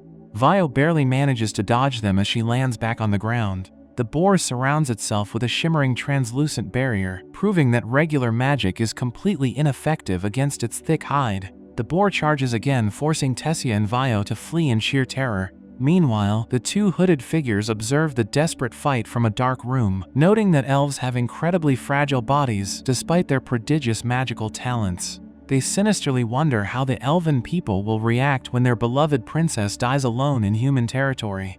In the canyon, Vio and Tessia struggle to stand against a powerful force pushing them back. The boar fires explosive projectiles that completely destroy the area around them. Vio and Tessia run frantically across the canyon floor, but the boar is relentlessly fast. It kicks up large rocks, and one of them strikes Vio directly in the midsection, sending her tumbling down a steep rocky wall. Tessia watches in horror as Vio struggles to get up while the giant boar stands right over her, opening its massive mouth to roar. Tessia desperately screams for Vio to run. Just in time, Feyrith releases a powerful burst of swirling water magic that knocks the boar back, saving Vio from certain death. Feyrith helps Vio up, and they both agree that they need to retreat immediately before they are killed. Tessia furiously rejects the idea, refusing to act headstrong but insisting she must try one more time to defeat it. Vio and Feyrith warn her to be ready to run the second her plan fails. Tessia shouts loudly to draw the boar's attention.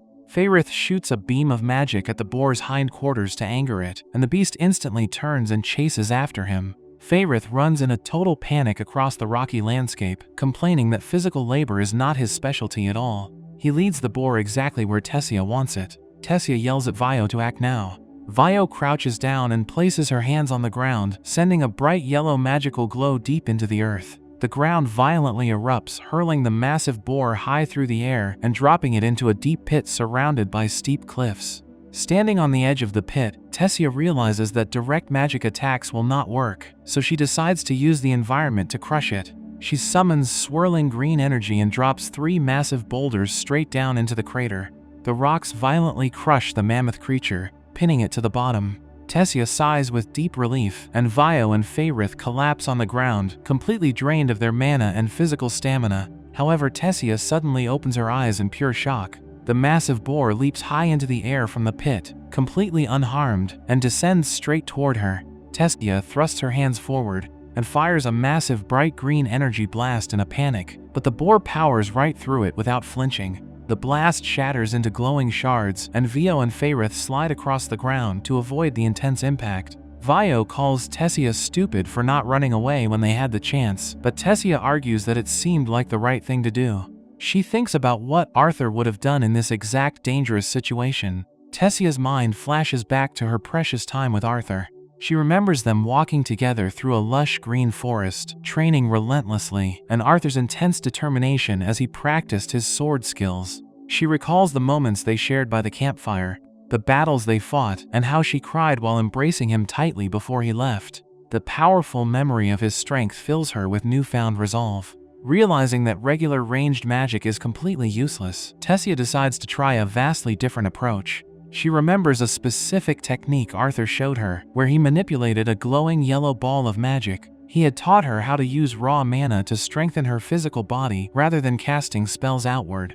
Filled with intense determination, Tessia slides down the steep rocky cliff face holding a staff that glows with brilliant golden energy. She stands her ground firmly against the charging giant boar. Vio screams for Tessia to run, but Tessia ignores her entirely. She concentrates all her remaining mana into her fist, making it glow with a blinding white and golden light. As the giant boar lunges at her, Tessia lunges forward and strikes the beast directly in the face with a devastating physical punch. The immense force of the blow creates a massive shockwave of golden energy that completely envelops the monster. The giant boar instantly collapses to the dusty ground, completely defeated. Vio and Feyrith look on in absolute shock, unable to believe that Tessia just used an augmenter technique to strengthen her body for a brutal physical attack. Tessia jumps up in celebration but accidentally hits her head hard on a pink magical barrier Vio had instinctively put up to protect herself. Tessia rubs her head and complains that it hurts, while Feyrith yells at her for suddenly acting like a reckless close combat fighter. From their dark room, the 2 hooded figures watch the defeat of their beast with great disappointment. They admit that Tessia is far more talented than they expected and decide they need to prepare an even more powerful monster to assassinate her. At the exact same time, deep in a magical forest, Tessia's grandfather Virion and the elderly witch Cynthia observe the entire battle through a glowing green crystal ball. Virion smiles proudly, noting that his granddaughter likes to cut things entirely too close. Cynthia praises Tessia's remarkable skills, but Virion humbly gives the credit to the wonderful friends she has made. Cynthia points out that she is specifically talking about Arthur. Virion completely agrees, stating that the brief time Tessia and Arthur spent together will be more than enough to change the entire world forever. Sometime later, Tessia, Vio, and Feyrith relax at a quaint timber-framed inn nestled near a rocky mountain. Vio and Faerith casually mentioned that they are heading back to the city of Xyrus to use the portal. Vio asks if Tessia is going back to Elenoir, but then Faerith casually mentions that it will be really nice to see Arthur again in Xyrus. Hearing this, Tessia completely freezes in absolute shock. She demands to know how they know about Arthur and how they could possibly see him. Vio explains that she went to Xyrus with him previously and that they actually see him pretty regularly. Faerith chimes in, praising Arthur's mother Alice and mentioning how cute his little sister Eleanor is. Tessia becomes absolutely furious and insanely jealous. She pouts with her arms crossed, yelling that it is completely unfair because she has not seen Arthur since he left her home years ago. Vio points out that Tessia is helpless, considering she never even bothered to find out where Arthur lived. Driven by intense jealousy and overwhelming excitement, Tessia immediately travels to the floating city of Xyrus. She arrives at the massive grand estate where Arthur currently lives. Standing alone outside the huge iron gates, she places a hand over her chest and tries to calm her violently racing heart. She realizes she has absolutely no idea what to say to him after all this time apart.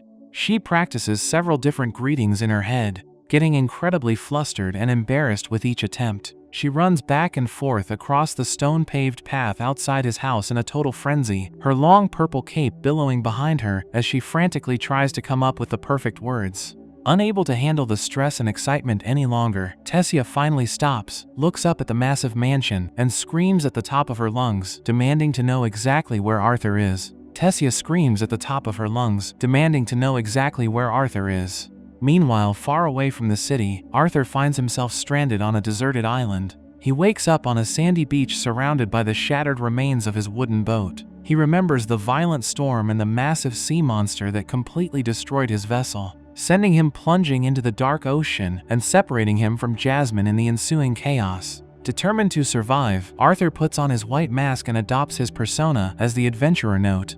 He starts walking across the island and soon bumps into Elijah and the arrogant elf noble Lucas Wykes. Elijah explains that they were originally on an important guild quest to investigate why so many fishing boats were going missing in this specific area, but their boat was also completely destroyed by the sudden storm.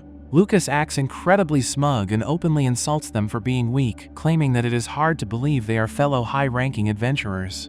Elijah tells Lucas to shut up, but Arthur simply ignores the insult and focuses on their current situation. He points out that their boat is completely ruined, and they desperately need to figure out a new plan to get off the island. Arthur thinks about Jasmine and remains completely confident that she is still alive somewhere because she is a highly skilled adventurer. Hoping to find her, Arthur pulls out a magical communication stone and contacts his small dragon familiar, Sylvie. He asks Sylvie to search the entire coastline for any sign of Jasmine, and she immediately agrees to help. Elsewhere on the continent, Jasmine feels incredibly guilty about losing Arthur during the storm and blames herself entirely for the disaster. She reports back to Vincent at his estate and explains that their quest went horribly wrong because they encountered an unexpectedly powerful monster that destroyed their ship. Vincent listens carefully and suspects that the Adventurer Guild might have made a huge miscalculation regarding the threat level in that area. He points out that the guild is currently in turmoil because of the new alliance between the three kingdoms, meaning there is a strong possibility that someone actively resisting the alliance intentionally set up a trap to kill them, just to spark another war. Vincent warns Jasmine to be extremely careful from now on and asks her to look after Arthur. Jasmine firmly promises to find him and immediately draws her sword before heading out into the rugged wilderness. She moves quickly across the dangerous terrain and eventually runs into two of Lucas's heavily armored guards. The guards are crying uncontrollably and bowing on the ground because they lost Lucas during the storm and are completely terrified of returning to the Wykes family without him. Jasmine simply sighs in deep disappointment, realizes they are completely useless, and keeps moving forward to find Arthur. Back on the island, Arthur, Elijah, and Lucas work together to set up a camp in the middle of the forest. Lucas flaunts his expensive dimensional ring to summon their supplies out of thin air, and Elijah admits that he has always wanted one of those rings because they are extremely rare and cost a massive amount of gold. Arthur completely ignores Lucas's constant bragging and easily sets up the large tent using his practical survival skills. Elijah is heavily impressed and praises Arthur for being so handy, while Lucas complains that building tents and gathering food is a job meant for lowly subordinates.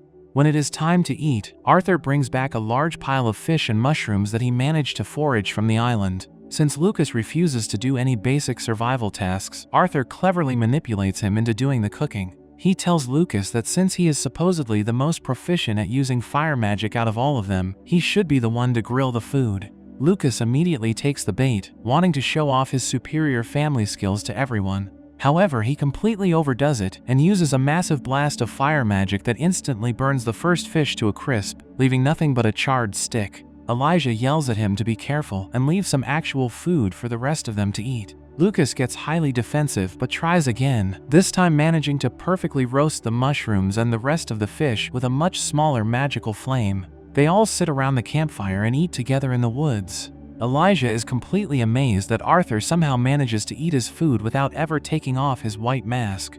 Lucas continuously complains about the lack of proper seasoning and how ugly the food looks, but he eventually admits that the grilled fish is actually pretty decent. The next morning, Arthur scouts the entire island by himself to gather information. He returns to the camp and informs Elijah and Lucas that they are completely alone on the island and that all the wrecked boats on the shore are beyond repair.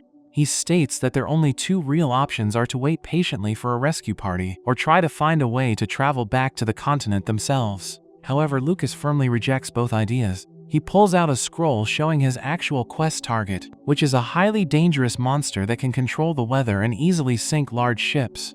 Lucas proudly declares that the king personally ordered the Wykes family to eliminate this specific beast, and he plans to kill it right now to bring massive glory to his name. He insists that they help him find its nest and sharply warns them not to get in his way during the fight. They follow Lucas through the dense forest until they find a massive, dark cave embedded in a rocky cliff. Lucas is extremely eager to show off his destructive power and fires a colossal beam of fire magic straight into the cave to flush the monster out. The massive explosion kicks up a huge cloud of dust, and an absolutely gigantic, dark-skinned aquatic beast emerges from the shadows. The monster has a glowing white symbol on its head and is far larger and more terrifying than any of them expected. Its overwhelming presence leaves Arthur, Elijah, and Lucas completely paralyzed with fear. The beast opens its massive jaws and fires a devastating beam of blue magical energy that completely destroys the surrounding landscape and forces them to scatter. Realizing they are in serious trouble, Arthur immediately takes charge of the situation. He draws his dual swords and charges straight at the monster to act as a decoy, yelling at Elijah and Lucas to prepare their strongest ranged attacks to back him up.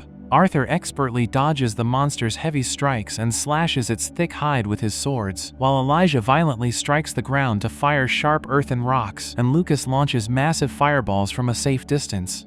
Arthur's quick attacks leave deep wounds on the monster, but he quickly notices that the beast has a powerful regenerative ability that heals the cuts almost instantly. He realizes they will quickly run out of stamina and die if this fight drags on for too long. Arthur comes up with a highly risky new strategy and tells Elijah to follow his lead. He asks Lucas if he is actually strong enough to handle delivering the final blow, and Lucas gets furious at the insult, screaming that he is the strongest sorcerer in the entire kingdom. Arthur and Elijah launch a heavily coordinated assault. Arthur distracts the monster by launching a series of heavy sword strikes right at its head, creating a brief opening.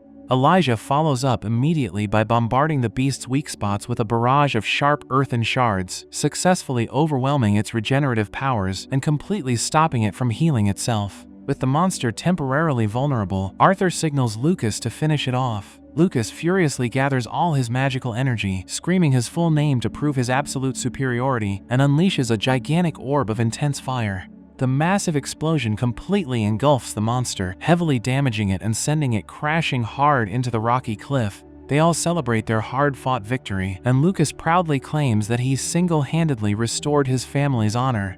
Arthur tells Elijah that he likes to help arrogant nobles like Lucas because it constantly reminds him of his past self when he had to learn about bearing the massive responsibility that comes with possessing great power. However, Arthur is completely exhausted from the intense fight, and his relief is entirely short-lived. The massive beast suddenly twitches and begins to rise again, proving it is not completely dead yet. Arthur prepares to fight again, but he barely has any energy left to swing his sword. Just as the beast is about to strike them, Jasmine suddenly arrives on the scene with Sylvie. Jasmine effortlessly launches a devastating high-speed attack that instantly crushes the monster and pins it to the ground for good. Arthur is incredibly relieved and sincerely thanks Jasmine for saving his life, noting that a party should always stick together to survive dangerous quests. Jasmine blushes deeply and smiles, incredibly happy to be reunited with him. However, their heartwarming reunion is completely ruined when a small, fast creature suddenly darts out of the bushes, snatches the monster's incredibly valuable mana core right out of its body, and runs away.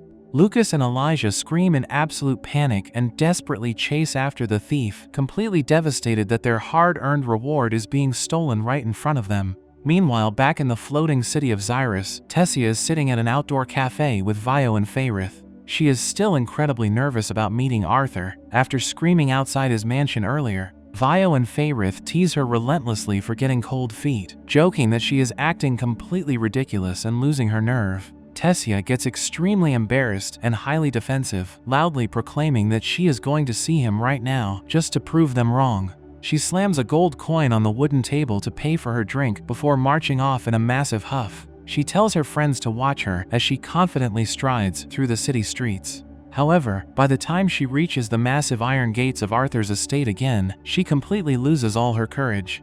She clenches her fists and tries to hype herself up, reminding herself that she is a proud elf princess, and that talking to an old friend should be perfectly easy. She paces back and forth to calm her racing heart, but when she accidentally bumps into Vincent walking down the path, she completely panics. She bows frantically to apologize and sprints away as fast as she can. Vincent simply watches her run off, smiling warmly to himself because seeing an elf freely walking around the human city proves that the new peace alliance is actually working. At the exact same time, the two mysterious hooded figures are hiding in a dark stone chamber illuminated by eerie green flames.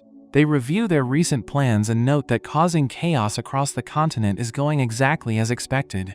However, they agree that their current monsters are just not strong enough to accomplish their ultimate goal. They decide they must find a much more powerful specimen to prepare for the inevitable war they are planning for the forthcoming day. But that's where this part ends. Subscribe to catch the next one as soon as it drops.